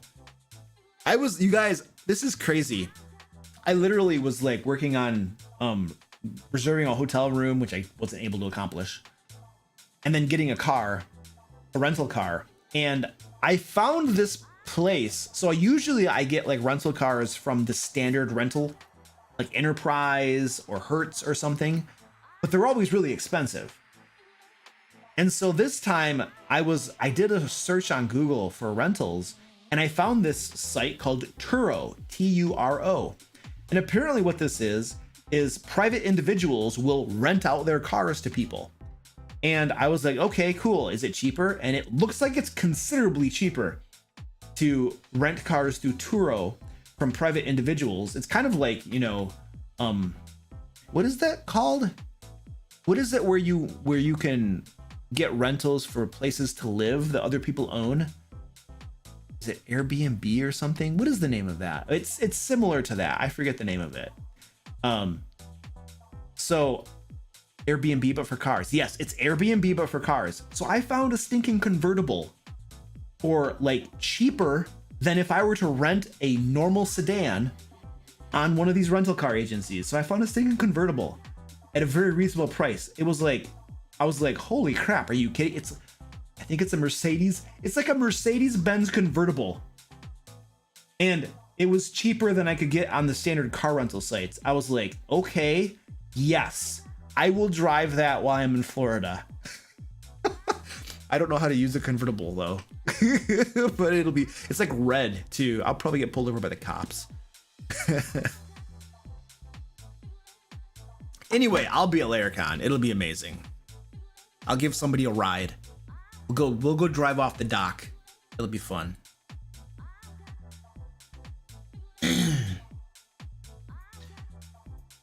Do you ever play or have you become a full-time DM now? And what's your favorite setting as a player? Well, that one's easier. My favorite setting as a player? Eberron. I love Eberron. Eberron's cool. Do you ever play? Yes, I do play D&D. Have you become a full-time DM now? No. I don't know.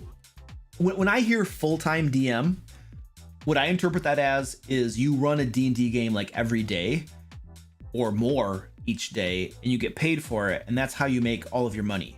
And the answer to that is no, not at all. I don't think the problem with that, in my opinion, is there are multiple problems with that. The problem is not charging money to play D&D. That's not the problem. I have no problem with that at all. Okay, if you could run an amazing game of D&D and people are willing to pay you for it, well then giddy up. That's amazing. We pay to go to movies all the time for entertainment. We pay athletes and stuff to go watch football and stuff. Why? For entertainment. So if you can have an amazing person who can run D&D for you and entertain you for 4+ hours and you're willing to pay them for it, then giddy up. I don't see any problem with that. But when you're only running D&D full time as a dungeon master, you're trading your time for money, and it's not scalable. There's only so many games you can run. It's not scalable at all.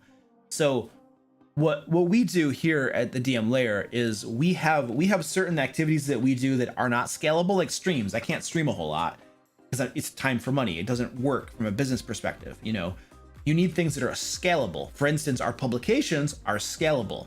When we do Kickstarters, those are scalable. You just print more.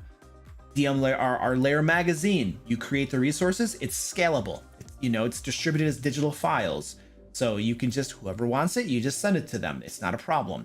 So when you're looking at doing stuff full time, and this is my perspective on things, when, like, if I want to trade time for money, you know, I can just go work at a company and trade my time for money. But if I'm going to run my own business and I'm going to do my own thing, I need to think I have a limited amount of time. And if I'm always trading time for money, that's going to cap what I can do, you know? So I want to do two things. I want to have the business involved in things that aren't just trading time for money, that are scalable. And you can't do everything yourself. You have to pay other people to do a lot of stuff so that you can continue to scale and you can continue to grow. And so, so the idea of being a full-time DM of only running D&D games, like, dashes all of that stuff to the wind and locks you in and caps you at certain levels. You know what I mean? And all of your time is just running D&D, running D&D, running D&D. You may love that, but how long are you going to love it when you do it every single day, all the time? Maybe it wouldn't change your love for it, but I have a feeling that I would get burned out fast if I did that. I need more coffee. I've run out of coffee.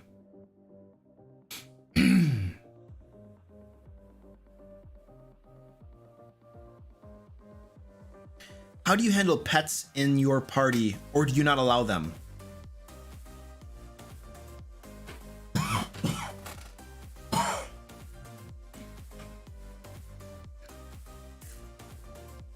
I'm getting over a cold right now. Virus, I think it was. And every so often, I just get these coughing fits.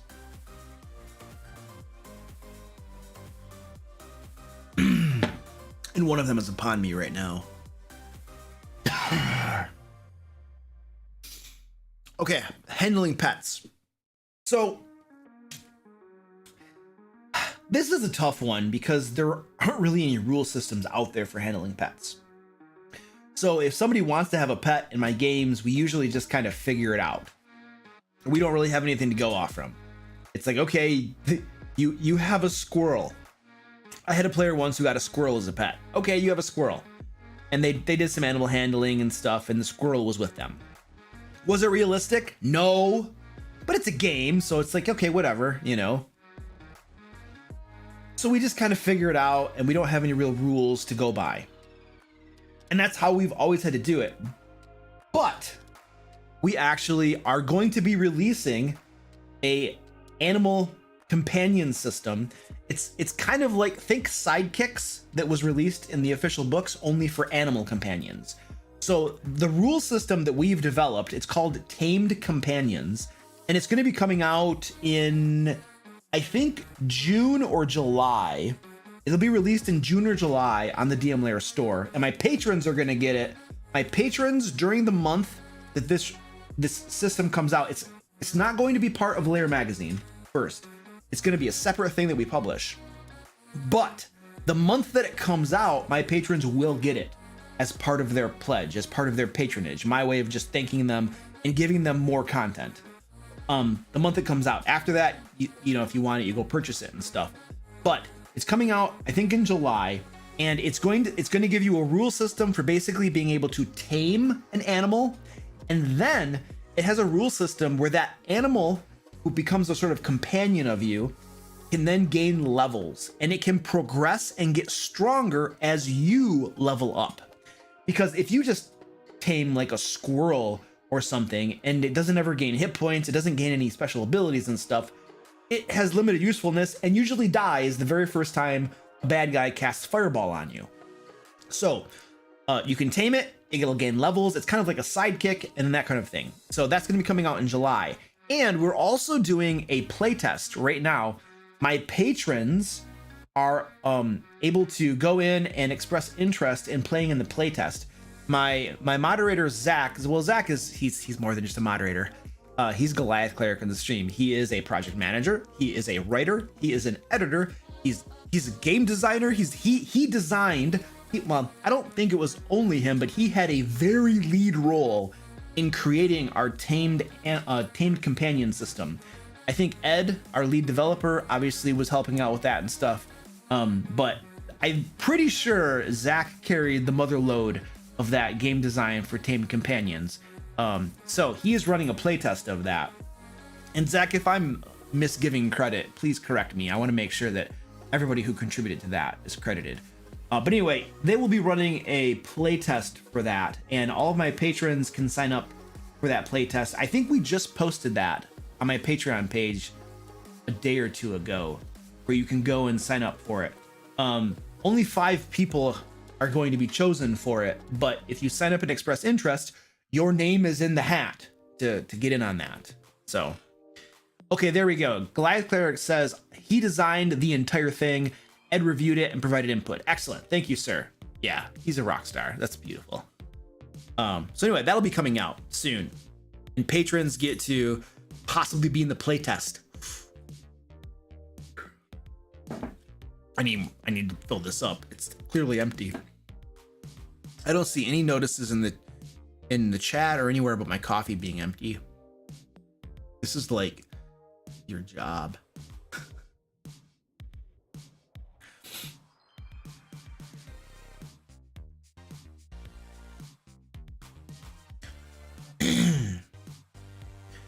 Hey, Jay from LairCon. What's up, Jay? How you doing, man?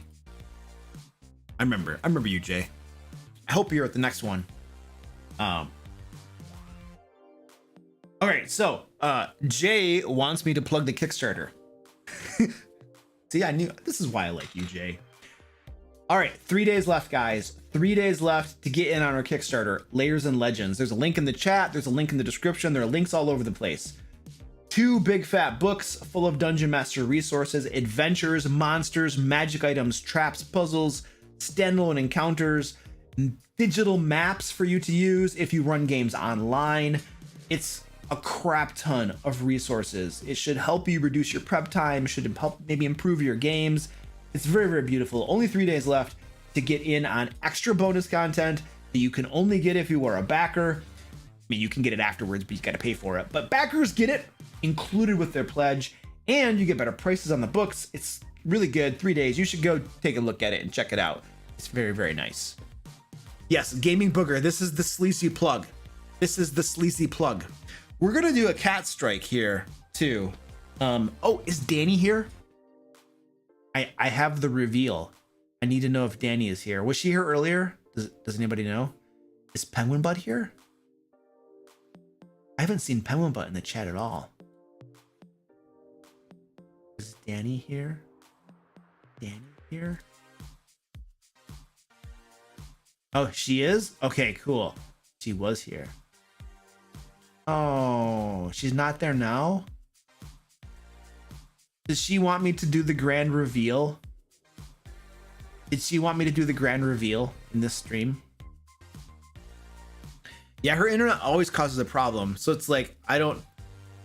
Okay, ping her. Ping her and get her on. And we're going to do it right now, Penguin Butt. Yeah. Get her on here. We're going to do it right now. All right, while we're getting Danny on here and we're getting ready for our cat strike, which is going to be beautiful. You just wait for this.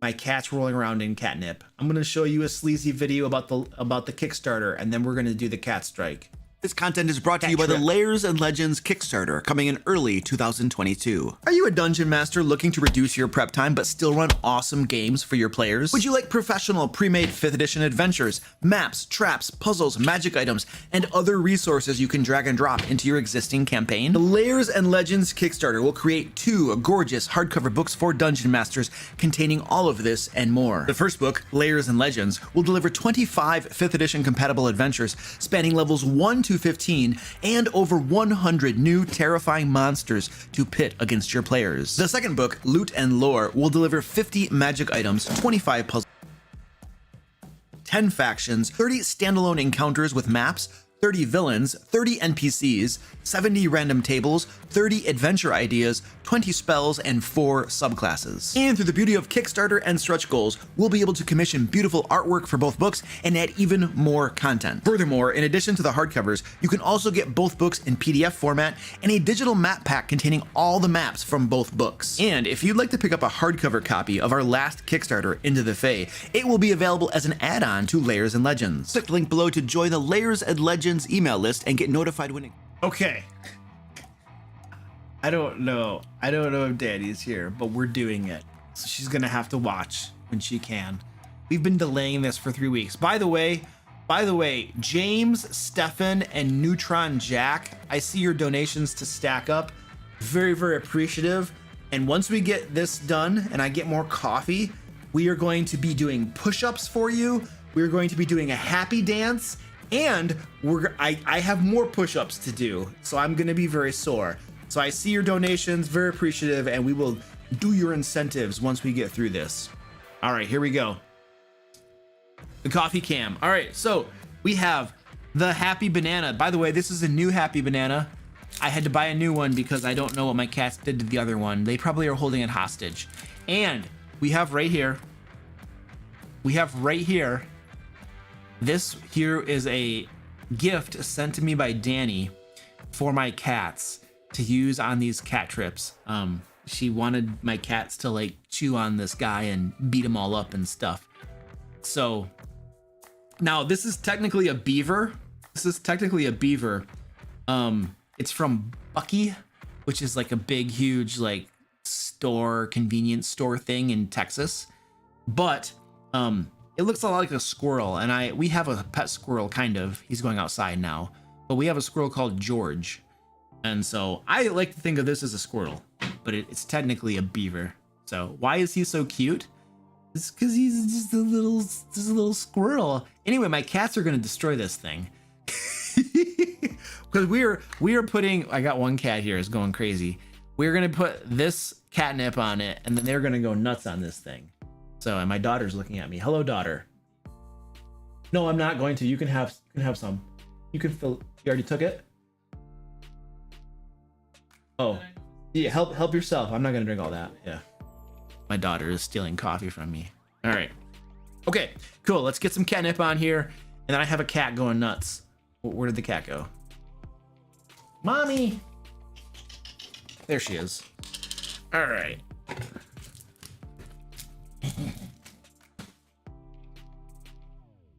I don't know where Squeaky is. Squeaky is always down here for the cat strike. Oh, little guy. The little guy. What flavor? It's cinnamon dulce, and it's half decaf too, so it's not a ton of caffeine. Okay, you watch my cats. I'm getting coffee. I shall return.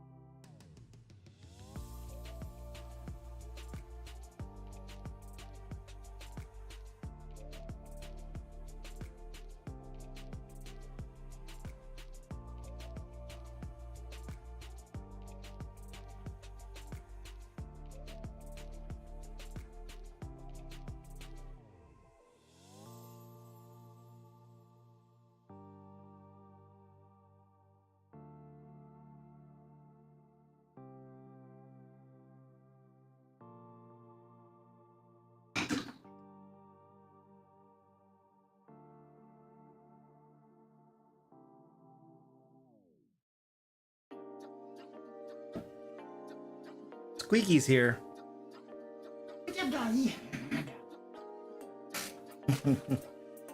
Squeaky's gonna take the toys away.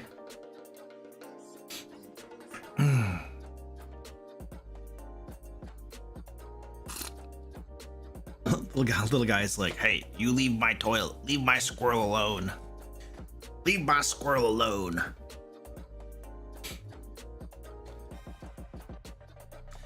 Bajoran says, I posted my first anonymous feedback survey for my players this week, and it's way better than asking in person. That's also been my experience, dude. It works a whole lot better.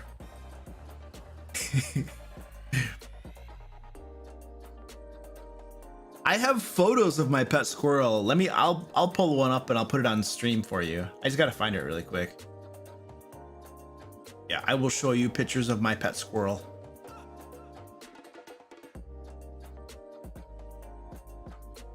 Oh, here we go. Let's see. Here we go. I have a video. Even better, I have a video. Georgie. What's up, Georgie? Hi, Daddy. What are you doing? Hi, Daddy. That's Georgie. That's What are Georgie. you doing? Hi, Daddy. Is it little Georgie? Yeah. That's from the beginning. Georgie.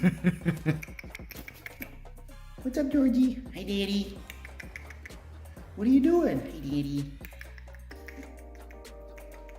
How you doing? Hi, Daddy. Is it little Georgie? Yeah. He's adorable. We also had, let me see if I can find another one of him. Oh, here's some more.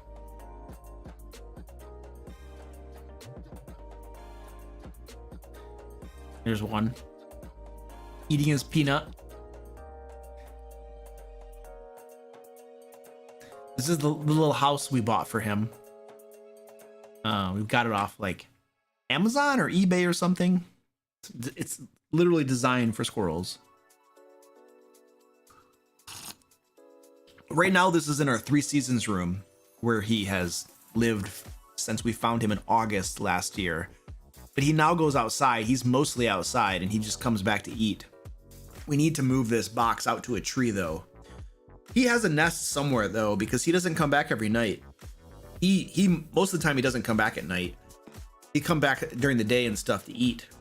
But we need to just move his stuff out of the 3 Seasons room. But he has a nest somewhere else, clearly. But anyway, we got to get that all out of there so that we can have our 3 Seasons room back. And he's chewed up so much stuff in there that we got to like fix too. I'm not looking forward to that. Squirrels do not make good pets, ladies and gentlemen. They chew everything. They chew on everything. And they are like little balls of energy. Yeah. Do not make good pets. And we have a massive cage too. And no, he's like, he's going crazy to get, before we started letting him out all the time, he would go crazy. So you can't keep them. They're just not pets. Do your cats and dog respect your squirrel? No. In fact, it's recommended if you're planning to release a wild animal back into the wild, you should not let them commingle with cats and dogs, because what happens is that wild animal loses when the squirrel is growing up, if it's always with like cats and dogs, it gets used to them and it doesn't think that species is a threat because it's used to living with them. And so if it goes back out in the wild and it runs across a cat or a dog, it might not be afraid of them, and that cat or a dog will kill them very, very quickly. And so you're not supposed to let them, commingle with other animals like cats and dogs if you're planning on releasing them into the wild. So we never let them commingle at all. Besides which, our cats would try to eat the thing too. So it's not gonna work. A little squirrel to a cat is basically a big mouse. And you've probably seen what cats do to mice. It's not something it's not good. Yes, he's a rescue. Yeah, let me see if I can find you pictures of when we first found him in August. Because, yeah. He's this little furless guy with his eyes closed. Let me go way back to August. And I'm sure I can find... Well, I found a cool photo, but it wasn't George. This is Squeaky. He was on his little couch one day and just had his tongue sticking out. But that wasn't the photo I was trying to find for you. Looking for George. Must have been after here. Where's Georgie? Here he is. This is what he looked like when we first got him. This is what he looked like. Right there. That's what he looked like when we found him outside. I think this is a video of him. I don't know how much you're gonna be able to see. Look at him. The little guy. Food. Little Georgie. Where's my food? Little Georgie. It's getting warm. Where's my food? We had to feed him with a little dropper. Like not an eyedropper, but just like a little, I forget what they call them. Geez. A syringe. We had a little syringe that you would put in his mouth and just kind of squirt. There's official squirrel milk. It's for squirrels, possums, and other animals like that. You can't just give them human milk, and you're not supposed to give them cat milk. There's a type of puppy milk that's okay to give them for a short period of time until you get the actual stuff you're supposed to give them. But we'd put a syringe in him and feed him until he grew up and got big and eats other stuff. So yeah, we found him in August last year and have raised him up, and now he's a little maniac and he goes outside. And there is a bully squirrel that is smaller than George, and George is terrified of this bully, and this bully just goes at him. And so yeah, George has he has his own bully.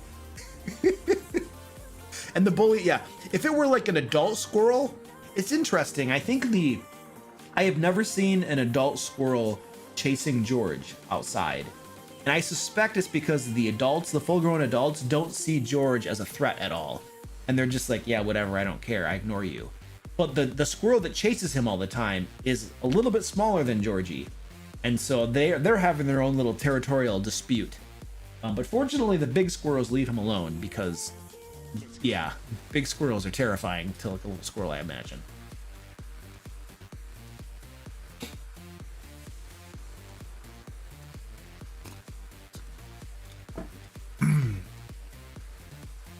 I got coffee grinds in my coffee, man.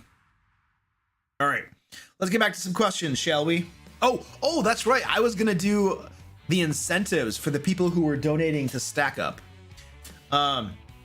So I have James donated $50 and says, "Love the content, man. You are helping people level up their games, storytelling, communication skills, and it is great to watch." Thank you so much, James. I appreciate that, dude. And okay, so $50 is for push-ups. So I'm going to do push-ups now. Spectacular. All right, this is what we're gonna do. We're gonna go to the cat cam, but I'm gonna raise it up a little bit so you can watch me do push-ups there. Ooh.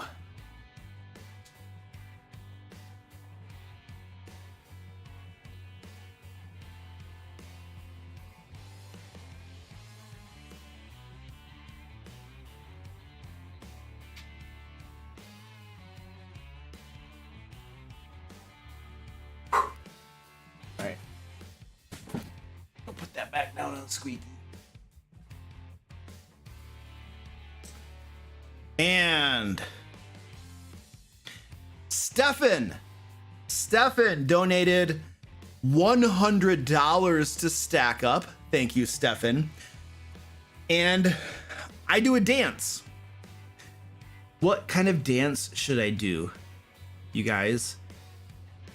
I could just do a random happy dance. I'm pretty good at dancing. I could just make something up. All right, I'll do a happy dance. Oh, we got to put it on the right screen.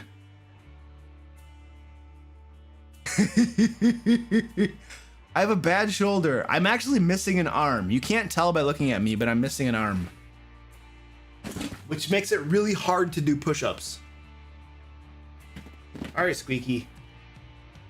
Sorry, Squeaky. There. All right, so we're doing a happy dance. Gotta find a... There we go. All right, this is pretty good. Happy dance time. Let's do one of these.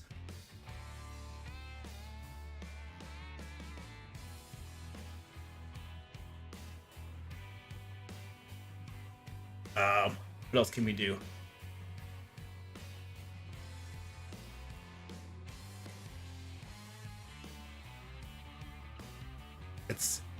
That's all I got. I am not a dancer person. There we go. The Running Man. The floss. Oh, I can floss. I know how to floss. All right, I'm gonna do this. No, you know what? No. I'm not giving you a freebie. All right. The next $100 donation, I will floss for you. And I know how to floss. Yeah, you're not getting a free one. We're gonna raise money for Stack Up. Neutron Jack, thank you for the $50 donation to Stack Up. Make Luke do push-ups. He says drop and give me 20. I'm gonna give you 10. $50 gets you 10. I've already done 50 push-ups on stream. That's not counting the 30 push-ups I did at the gym today. So I'm up to 80 push-ups today. So I'm gonna give you 10 more. And let's go to the right camera. There we go.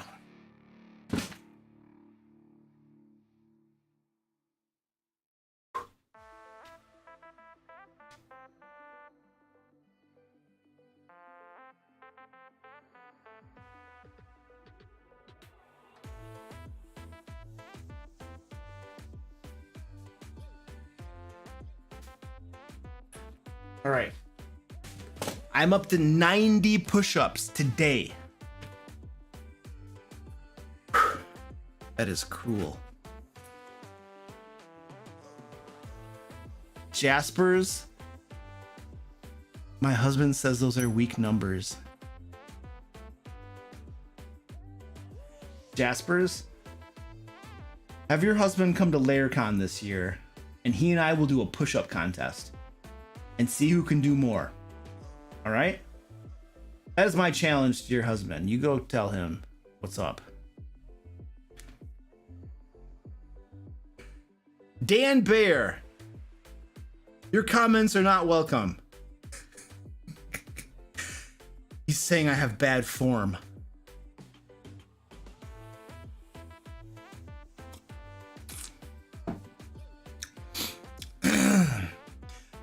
Oh.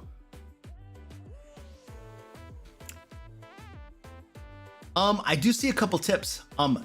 Henuis, thank you for, it looks like about a half an hour ago you tipped $50. Thank you, I appreciate that. And also $100 to floss right now. Thank you so much, I appreciate the tips. I do want to remind folks that if you want to donate to Stack Up, please use the link for Stack Up. Don't tip for Stack Up right now. I know we usually, when we're donating to charities, we'll do the tipping thing.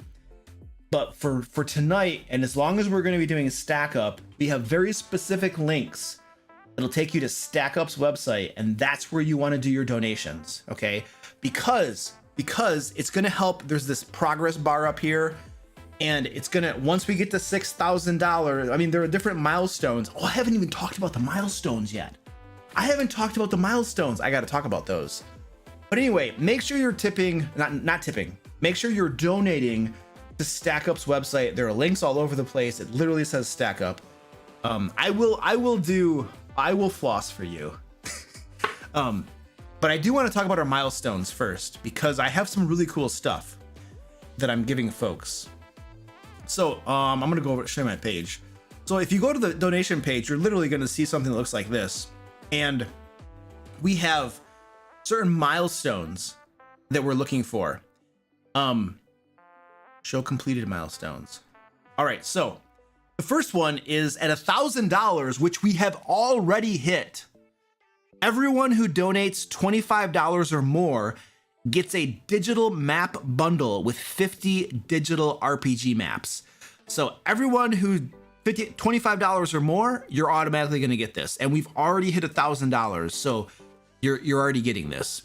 Once we hit $3,000, everyone who donates $25 or more gets an adventure bundle that contains 7 D&D 5th edition adventures. So once we hit 3,000 total, we're going to give that to everyone who has donated at least $25.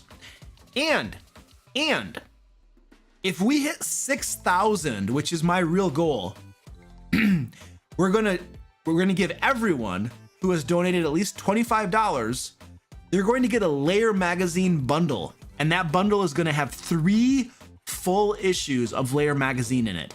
That's around 150 pages of D&D 5th edition content for Dungeon Masters.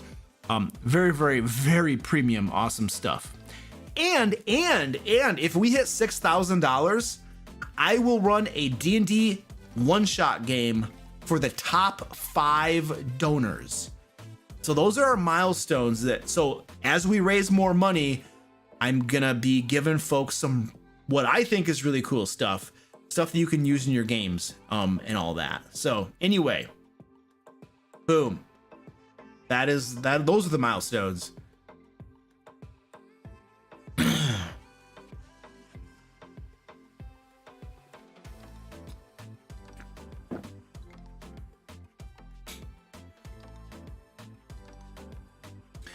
All right. What has been your most rage-inducing experience while running a module? And what about Layers and Legends will prevent other game masters from experiencing the same thing? Okay, so one of the things that really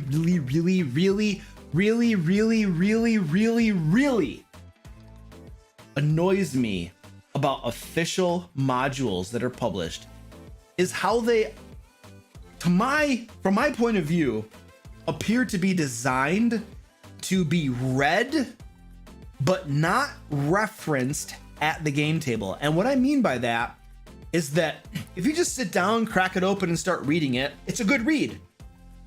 Not a problem. But the moment you're at the game table and you're trying to find a specific piece of information, and you know it's somewhere, you might even be in the right section, the right room, and somebody asks about the candle, and you're like, I know there was something special about that candle. Where is the information about that candle? I can't find it.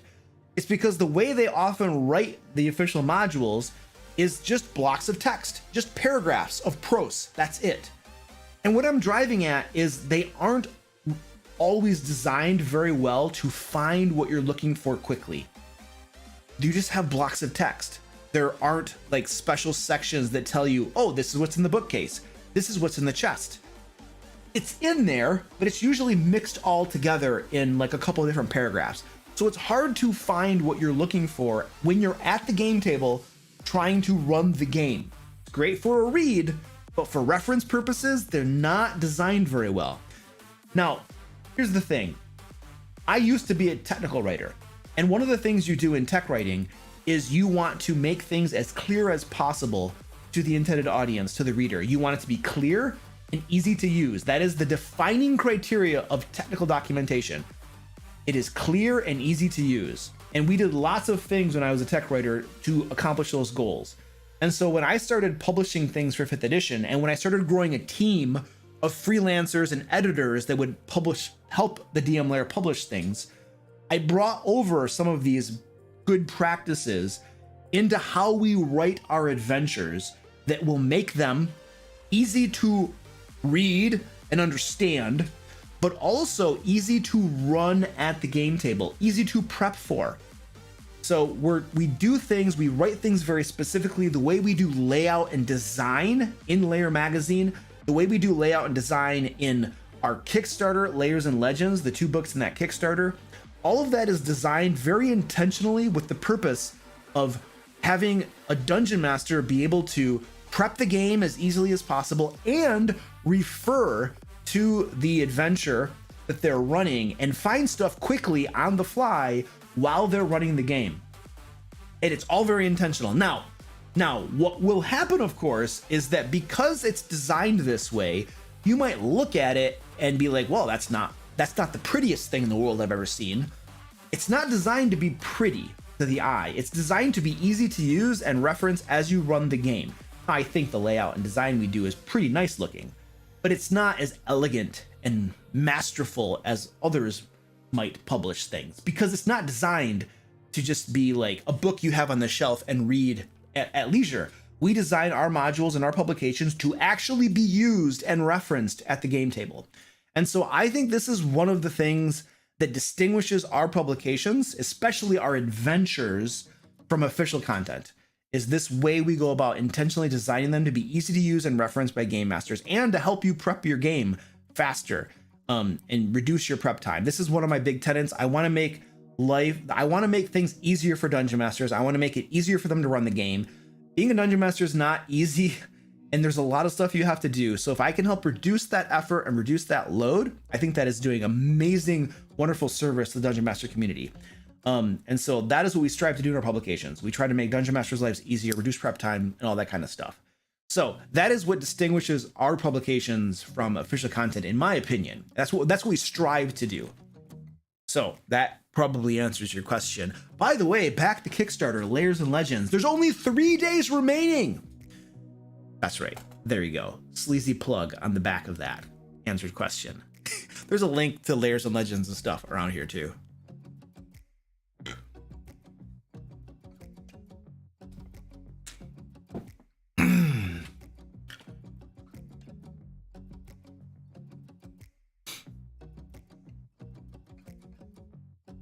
Is it cumulative? Okay, so for the stack up donations, is it cumulative? If I donate another 5, will it count, or does it need to be 25 all at once? So Mr. Gore, I am going to do my best. So essentially what happens is when the stack up thing ends or whatever, I can do an export as a spreadsheet of everybody who donated and the amounts that they donated. And I will do my very best to, if you donate multiple times, I will do my very best to add those together to make sure that if you do a cumulative amount of $25 or more, that you will get your stuff. Okay, all of the freebies that I'm giving people. I will do my very best. That said, I'm gonna have a big spreadsheet to deal with, and I can't promise you I won't screw up. But I'm not horrible at spreadsheets. I'm probably gonna be able to figure it out. So I wouldn't worry too much about it. And if I somehow screwed up and you don't get your crap, you can yell at me or hit my mods, and we'll figure it out, dude. So I think I'll do okay.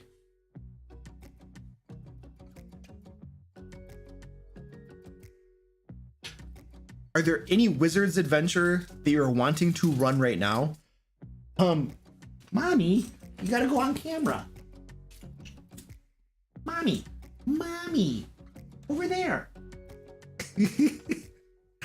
Well, the one that I was most interested in running, Icewind Dale, I am running right now for my youngling group, and they're having a blast. They're also going off and doing things that I didn't prep for. I'm bad at giving lots of plot hooks, even for things that I'm not actually ready for them to do. And sometimes they choose to go do things that I'm not ready for. And so I'm there like a goon with the module. Literally, you know, I've read it before, but it's not like fresh in my memory, you know.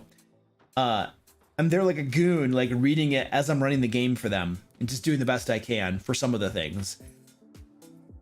They might not be able to tell the difference. Hey, no fighting. One of my cats got too close to our dog, and the dog doesn't like the cats coming close to her when she's in her bed. It's like, we have a Chihuahua, and I'll show you. What are you doing, Joey? What are you doing, Joey? What are you doing? I'm a doggy. This is our Chihuahua, Zoe, and she is like very, very nice, and the cats don't bother her. Like, she'll go up to them, they'll come up to her, and it's not a big deal. But when she is in her bed, she has a little bed literally right next to my computer that she's in like almost all day, hanging out with me. Yes. And when she's in her bed, she does not want the cats coming near her, and she will like go at them. So anyway, she wants to go down now. No, Joey. Where's the baby? Where's the baby? Anyway, a cat got too close to her, and she's like, tried to get him.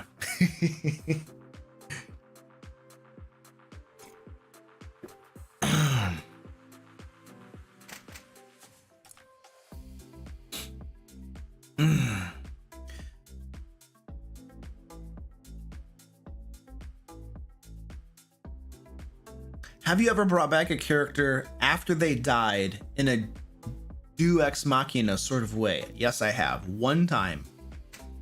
What do you think warrants a Deus Ex Machina revival? Would you ever do it more than once? So I did an entire video on my Deus Ex Machina moment. It was a couple years ago at least. Essentially what happened is I had a brand new player coming to play in a game of mine. Now, he was an experienced player. He has lots of experience as a player and a dungeon master, but it was his first time playing with me. So his very first game session, I think he got the times mixed up and he got to the session late. So we had already begun playing, but he gets there and he sits down, gets his stuff. We put his mini on the map, and literally they were in the middle of a battle. We were in the middle of a big battle when he arrived, put his mini on the map, and I crap you not, he was dead within 15 minutes of him arriving to play with me for the very first time. He had built a paladin. He probably put a lot of effort into it. He's a great role player. He is, Stefan. What's Stefan's real name? Kevin. Yes, Kevin.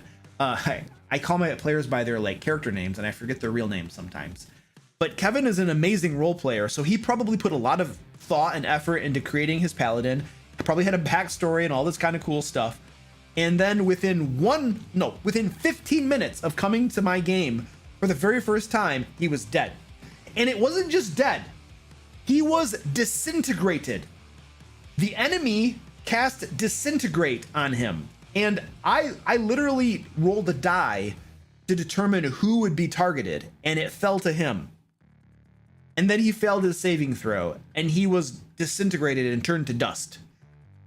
Boom, within 15 minutes of coming to play with me for the first time ever. And when that happened, I was just kind of like, crap. I felt, here goes the coughing again. I felt so bad.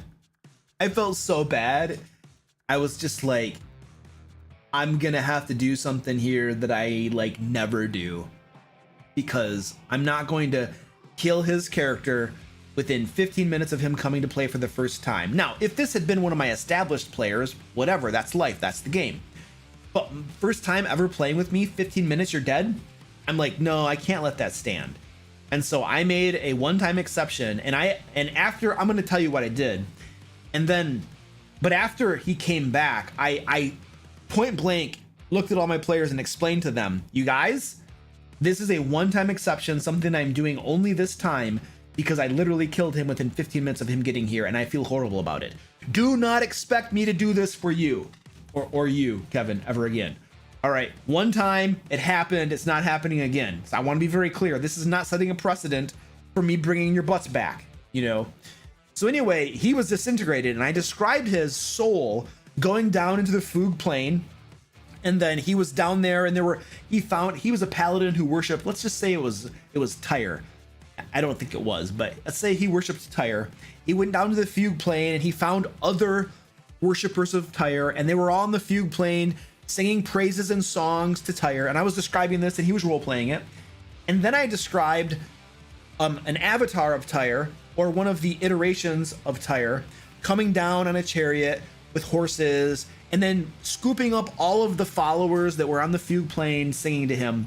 and then taking them away to paradise, basically. And then, as I was describing this, Tyre looked back over his shoulder, fixed his eyes on Kevin's paladin, and said, "You? It's very soon for you, isn't it? Don't you have important things to do in the world? Don't you have my message to carry forth into the world? And yet you're dead already." And then Kevin, as his paladin, was like, "Yes, I do have very important things to do. Unfortunately, things didn't go well for me in that battle." And then Tyre asked him, "Would you wish to return and finish the business that is left to you?" And Kevin's paladin was like, I forget the paladin's name, otherwise I'd be using his name.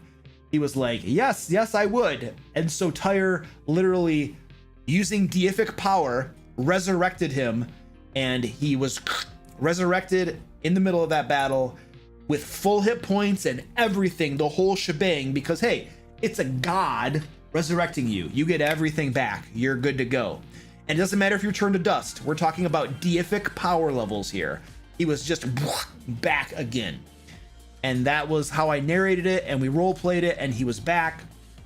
And then, you know, he contributed to the battle. The battle was going very poorly too.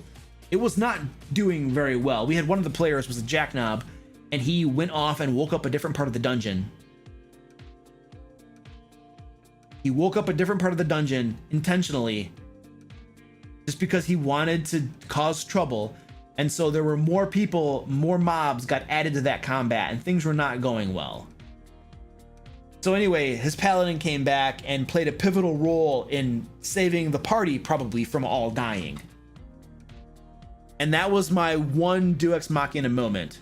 And I've already explained why I did it and why I would never do it again for those folks. But it was one of those situations where you're just completely moved. And I'm like, I just can't kill his character within 15 minutes of him playing D&D with me for the very first time. That's demoralizing. You know, it's just, I couldn't let it stand. He doesn't even know me as a dungeon master. He might think that this is just how things are, and I'm just a big, huge, massive jerk. And I'm like, no, that's not who I am. I don't want to, just can't. Yeah, so anyway, that's what happened.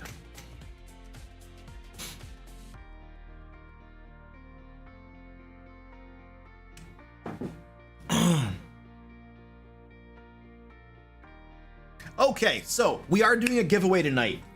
We are doing a giveaway. There is a link in the chat where you can sign up for the giveaway. We're giving away a D&D book or store credit on the DM Lair store, where you can get cool stuff such as Into the Fae and back issues of Lair magazine. So join the giveaway. It's free. We're going to draw the winner in about 25 minutes or so.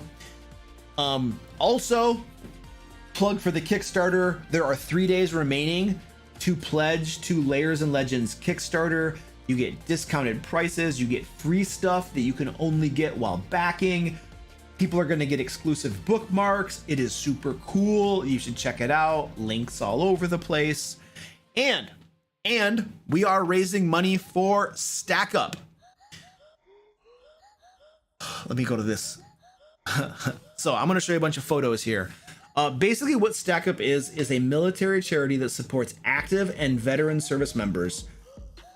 And they promote mental health, they promote suicide prevention through gaming. They do lots of cool stuff to help out our veterans and active service members. So we are trying to raise a crap ton of money for them. Our ultimate goal is $6,000. We're almost at $1,500. Our current, let me see what the exact number is. We are at $1,455 right now. That is so very, very cool. If you want to donate to Stack Up, there is a link in the chat. There's a link down in the description. Make sure it's the Stack Up link. It needs to say Stack Up, and then you go donate there. 100% of your donation is going to Stack Up. I don't get a cut. I would refuse a cut. I want to raise a bunch of money for these folks who help defend our freedom, our country, and sacrifice themselves for us. So please donate if you feel so inclined. And if you donate $50, I will do push-ups right here on the stream. If you donate $100, I will do a happy dance. I could also just do a dance you tell me to do. And if you donate $250, I will sing a song. and I am an excellent singer. Excellent singer. So, yeah.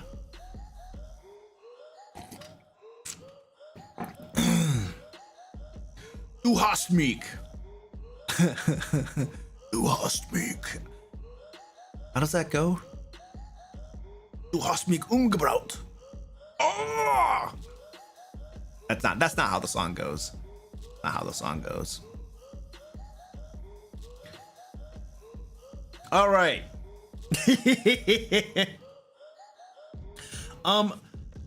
Dreams Gone. Thank you so much for the $30 donation to Stack Up. They say you are amazing and you've helped me to become a better DM. I always enjoy your streams. Thank you so much, Dreams Gone. I appreciate that. I notice you in the streams a lot too. So thank you for joining us. That's awesome. Anonymous, $5. Really twisting my arms to get those maps. I do want to note that if you're donating anonymously, that's cool. Please, when you fill out the donation form, make sure you're putting your email in there, because that's my only way to be able to contact you to give you your stuff. Like the different free things that I'm giving out, I must have your email in there. Otherwise, I have no way to contact you. So if you don't want to put your name, that's fine, but I do need an email. Otherwise, I have no way to know how to get you your stuff, you know. Jasper's Pearl, thank you for the $30 donation. Jasper says, my husband is silly. We're donating because you're a good sport. Thank you. Oh, but isn't your husband going to come to LairCon and do a push-up contest with me? I think he committed to that. I expect to see your husband at LairCon, and we're going to do a push-up contest. You promised, and he promised, and you committed to it, and I know you're people of your word. So let's go. LairCon push-up contest. We're going to see who can win.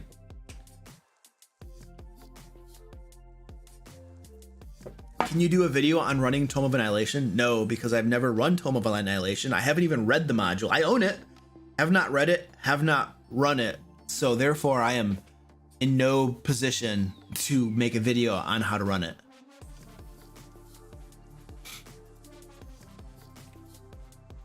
Penguin Butt says it looks like there's some people that aren't signed up for the giveaway. What?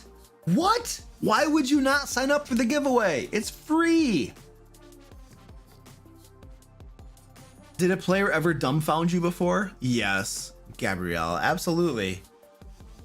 I get players that sometimes I'm dumbfounded because they're asking something and I'm just like, I can't believe you're asking me that. Like I had one player who once tried to argue the definition of 5 feet. We had been playing for a year. I think I talked about this on the last stream, but we had been playing for a year and 5 feet means you're adjacent to each other on the grid. And then all of a sudden he's like, well, actually 5 feet should be, you know, when you're one space apart from each other, because 5 feet from corner to corner. And I'm like, just completely taken aback and dumbfounded, because I'm like, dude, in my brain, we've been playing together for a year and this has never been a question. But now all of a sudden, because it's advantageous to you, because you are a filthy power gamer, you want to argue about the definition of 5 feet. And I don't even know if I came up with a cohesive argument as to why that was horse crap, because you're just floored by the absolute ridiculous stupidity of that argument. You know what I mean? It's like, what's wrong with you? I'm like, yeah. So that was probably something that dumbfounded me, you know. It happens. Have you ever DM'd or played Storm King's Thunder? No, I've read bits and pieces of it, not a whole lot of it.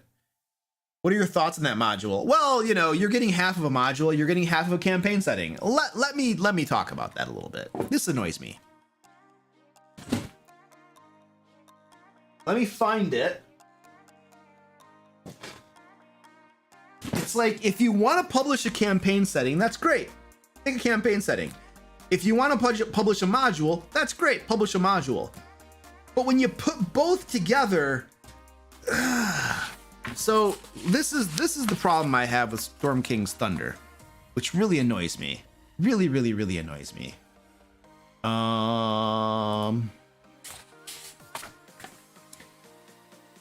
So I think it's chapter 3. Chapter 3. Starting on page 63. These guys are geniuses. So in chapter 3, the Savage Frontier, they have decided that for the module, what they're going to give you is random encounters and stuff. Bunches of random encounters, which is fine. And then they're going to give you a ton of different locations. The Barge Right Inn. They're literally giving you all of these locations on this map. And each of these locations has some information and then a couple plot hooks in it. And that's it. That's the entire chapter. And so the intention of this chapter is that your players can wander the entire north and go to these different places which have plot hooks and stuff. But if they want to go on any of these adventures, guess what? You as the dungeon master need to design pretty much everything, because none of it's fleshed out. You have to decide what all the details are. This is not a module. This is not an adventure. This is a campaign setting. This belongs in Sword Coast Adventurer's Guide, in my opinion. It doesn't, look at this, it's a campaign setting. It's not a module. It's not an adventure. It's literally, dude, do you see how many pages I'm flipping through? It's just a big, huge campaign setting in the middle of here that you just have to kind of figure out how you're going to run that at your game table. You know, like most modules have like locations and maps and stuff, you know, that are fleshed out, and they have descriptions of the different areas and stuff. But there's a whole chapter in here that doesn't do that. And so Dungeon Masters just kind of got to figure it out. Which, now, the thing is, I personally wouldn't have a problem with that. I would know how to approach that, but not everybody would. And not everybody is buying a module to have to do all of that stuff themselves. Most people want the module to do that for them, so they don't have to design all the details of the different adventures they go on. So that is my gripe about Storm King's Thunder and how that chapter was designed. Now, I would have no problem if that chapter, that campaign setting, were an appendix. If it were an appendix, because the events of this take place in the Savage North. And so you would want to have some information about the Savage North to be able to run a campaign there. And we all know that Sword Coast Adventurer's Guide is absolutely rubbish and doesn't have hardly anything of value in it. It's probably hands down the very worst book that Wizards has published for 5th edition, Sword Coast Adventurer's Guide. Compare that to Eberron, which is spectacular. The book that they made for 5th edition for Eberron is just amazing. I can't recommend it more. Sword Coast Adventurer's Guide is not very good at all. So if they had put the appendix in the appendix, all of that campaign setting information that's in chapter 3, beautiful, beautiful. And then chapter 3 could be an actual adventure that you could run and go on. I would have no problem with that. My gripe is that you have a campaign setting in the middle of the book in a chapter, but you don't have an adventure. And so, yeah, that's my gripe about Storm King's Thunder.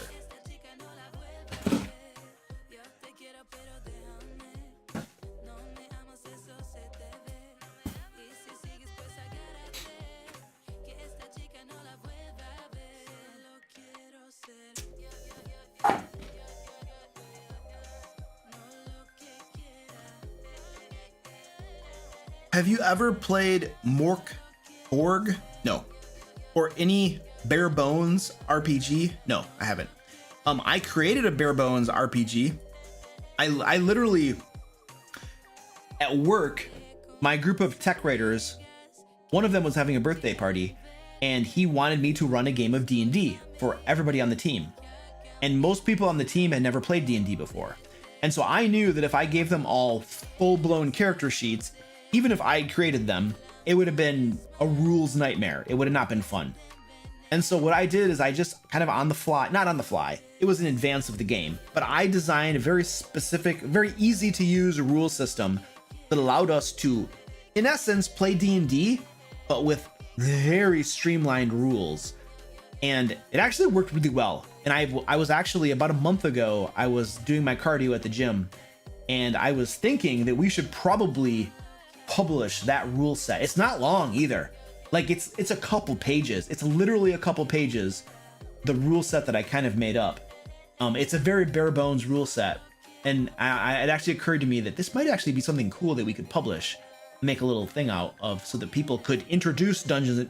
They could introduce the concept of D&D to their friends and family without the heavy rule set that comes along with it.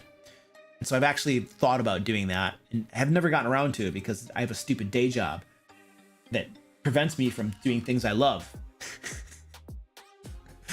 But that's gonna end soon.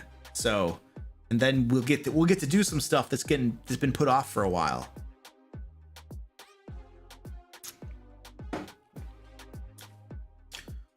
Inquisitor William, thank you for the $10 super chat, dude. I appreciate that. They say your videos inspired me to make my own world so far. Cool. You know what's really interesting, William, is that I don't even like talk a whole lot about world building in my videos or anything. So that they inspired you to do that is very cool. We are on campaign 2 of 3. In the end, I'm planning for them to try to stop a lich from reviving an elder god. He's going to trick them into helping. That's cool, dude. I've toyed around with the concept of elder gods in some of my games as well. I think it's a very cool concept. So awesome, dude. Well, I'm glad. It sounds like you guys are having fun. That's awesome. And thank you. I appreciate the super chat and stuff. And I'm very happy. I'm always happy to be able to help people. I was literally talking to my wife this morning at breakfast. She makes breakfast for us like almost every morning before she goes to work. And I was telling her, like, I love my job. I love I'm creating videos. I'm like talking to people. We're publishing resources, and all of these things are helping people.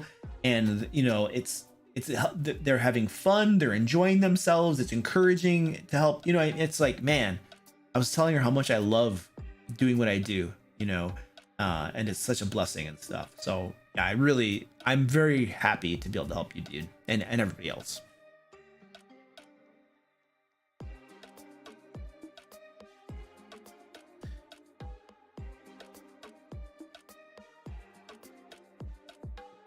I told my players this campaign would be difficult. You have to approach things with caution, analyze every situation, and sometimes even run from some of them, but they still rush in and die. Cool. Then they die. I think you have your solution.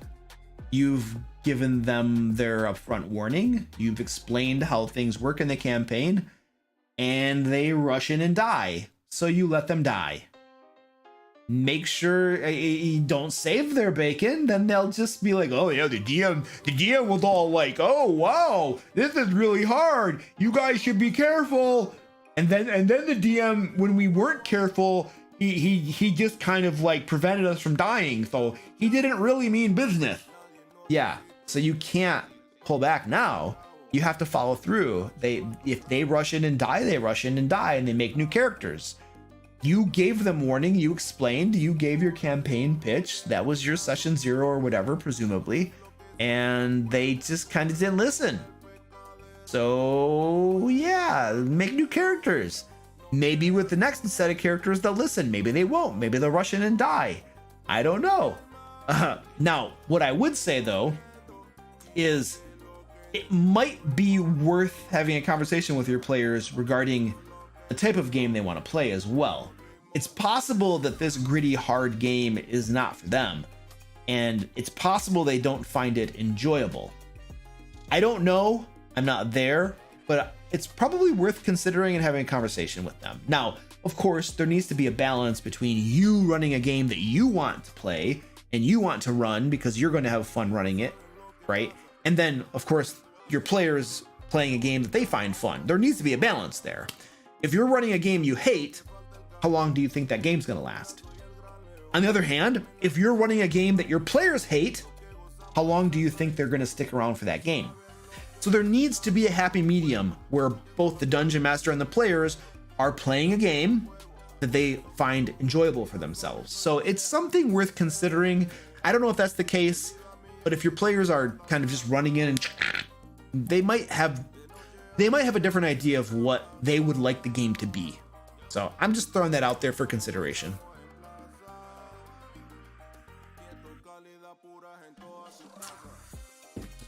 What is a thing you wanted to do for Lair magazine but did not have time or ideas to do?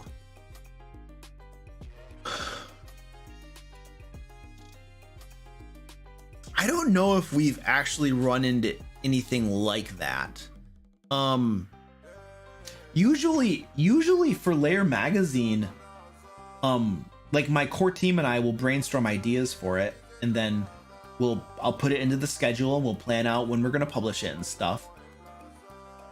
But I don't think that there's ever been an instance where we didn't have time to do it, because we have a very well-oiled machine that produces Lair magazine with freelancers and cartographers and project managers and editors and graphic designers and stuff. And so usually, like, I'm obviously involved in it, but there's a whole lot of people that do a whole bunch of the work for it. And so because you have a team of people working on something, you usually don't run into huge time considerations, because you can, if there's something you want to do and the people don't have time, you just hire somebody else and you pay them to do it too. You know what I mean? So I don't think we've run into that. We do have content planned out.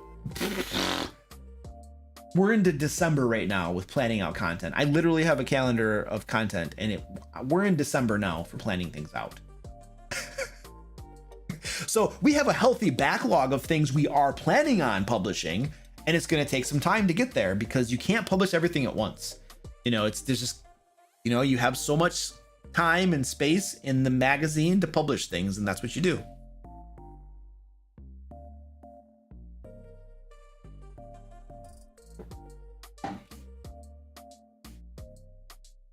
Just tell them they can't Leroy Jenkins every encounter. Well, the thing is I would never do that. I don't think I would ever do that as a dungeon master. Like, telling my players they can't do something, like they're not allowed to. Now, I would tell them, hey, if you Leroy Jenkins every encounter, it might go poorly for you. might tell them that. I might say, I would consider scouting things out. I would consider being cautious, but I'm never going to tell them they can't do a thing unless it breaks some of my cardinal rules, right? About player versus player, or things that we just don't allow at the game table, like rape scenes or something. There are things that are not allowed, period, end of story, and I won't budge on those. But if it doesn't break any of these like rules that are established for everybody's benefit, then I'm not going to put prohibitions on my players' behavior. If they want to rush into things and get themselves in trouble, that's their prerogative. That is their agency as players. I might give them suggestions. I might point out things like, hey, you guys, the last time you went to fight that boss, you didn't scout out anything about them. You got zero information, and guess what? You all died. I suggest that perhaps you should consider trying to gather information on these bosses before you go fight them, because you have learned that they're very, very powerful, and information about their capabilities might be helpful for you. But I'm not going to force them to do it. I'm just going to give them a little bit of a suggestion, maybe something they overlooked, something they can consider. I don't always do that, but sometimes I do. But I'm never going to force them to do something. That's like taking away their agency. I don't usually like doing that. It makes me feel icky. Okay, we're going to draw our giveaway winner. Please sign up for the giveaway. There's a link in the chat. We're going to draw a winner. I'm going to give you a couple minutes to sign up for the giveaway. Now, D&D book of your choice or store credit on the DM Lair store.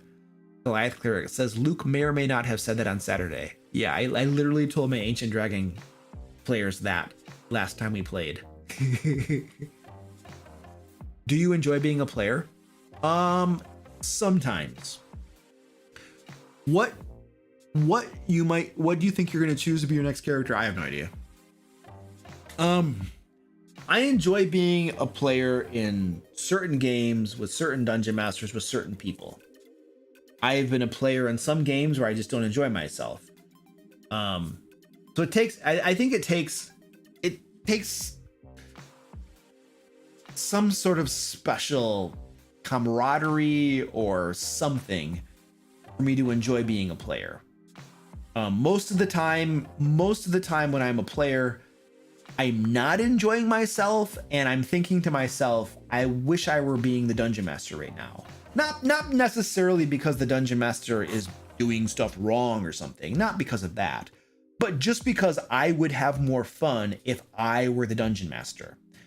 So, but I am a player in one game right now, I think just one game, and I love it. And I love it not just because the dungeon master is a good dungeon master, but also because a lot of the people that work for me on my team are in that game, and the camaraderie and seeing people and hanging out with people is just so enjoyable. And I tend to be quiet a lot during that game, but it's just really cool just to hang out with my friends and people that are on my team, you know. It's the camaraderie, you know, and it's crazy too. Penguin Butt is a riot in that game. there's a level of craziness that she brings that makes things very entertaining. and I encourage it. My character right now is trying to recruit her to do bad stuff. Essentially allying with some bad people to do nefarious things in the game, and it's very entertaining. I also set libraries on fire. Yes, I do.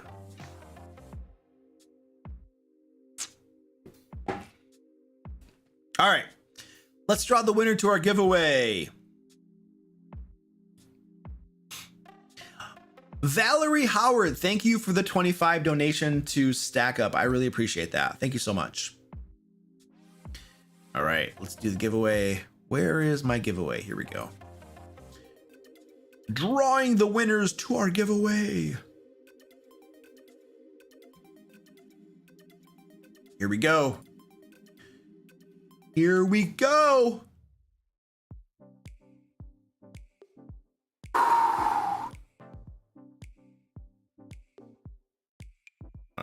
Check this out.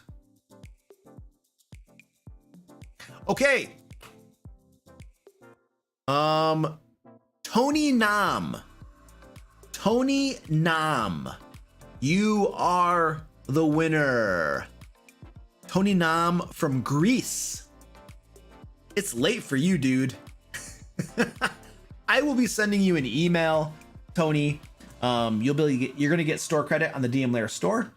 You're overseas, you're not in the US, and shipping is insane right now. So I will give you store credit, but I will be sending you an email, my good sir, and we'll get you hooked up with some cool stuff. So there you go. All right, ladies and gentlemen, I think we're all set for tonight. This has been amazing. Thank you so much to everyone who donated to Stack Up. We are at, what are we at right now? We're at $1,480. We almost hit 1,500 in the very first night. That is amazing. And somebody just told me that Dungeon Coach is streaming right now. So hold on a second. We're gonna raid Dungeon Coach. Hold on. Let me find his stream, and we're gonna go over there and bust in on his stream. So let me find him. Dungeon Coach. Go over here. He should be live right now. I don't see his live thing at all. Are you sure he's live? I don't see anything on his channel that says he's live. Who was saying that he's live? Don't see him. 100% do not see his video live at all on YouTube.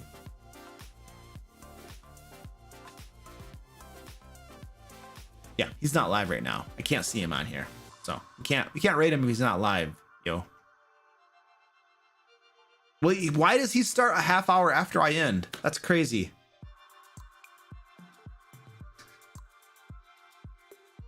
Oh. I can't even see it. I can't even see it displayed on the page. Like, literally, you guys. I don't know why YouTube won't show me. Nothing. I have nothing. There's nothing here. There's no notification or anything. No videos. Nothing at all.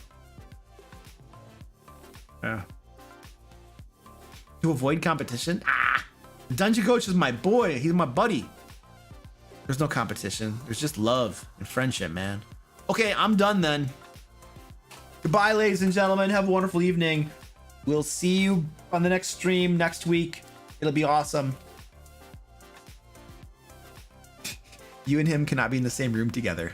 All right, bye guys. Have a good day. I gotta find the buttons. Gotta find the buttons. There we go.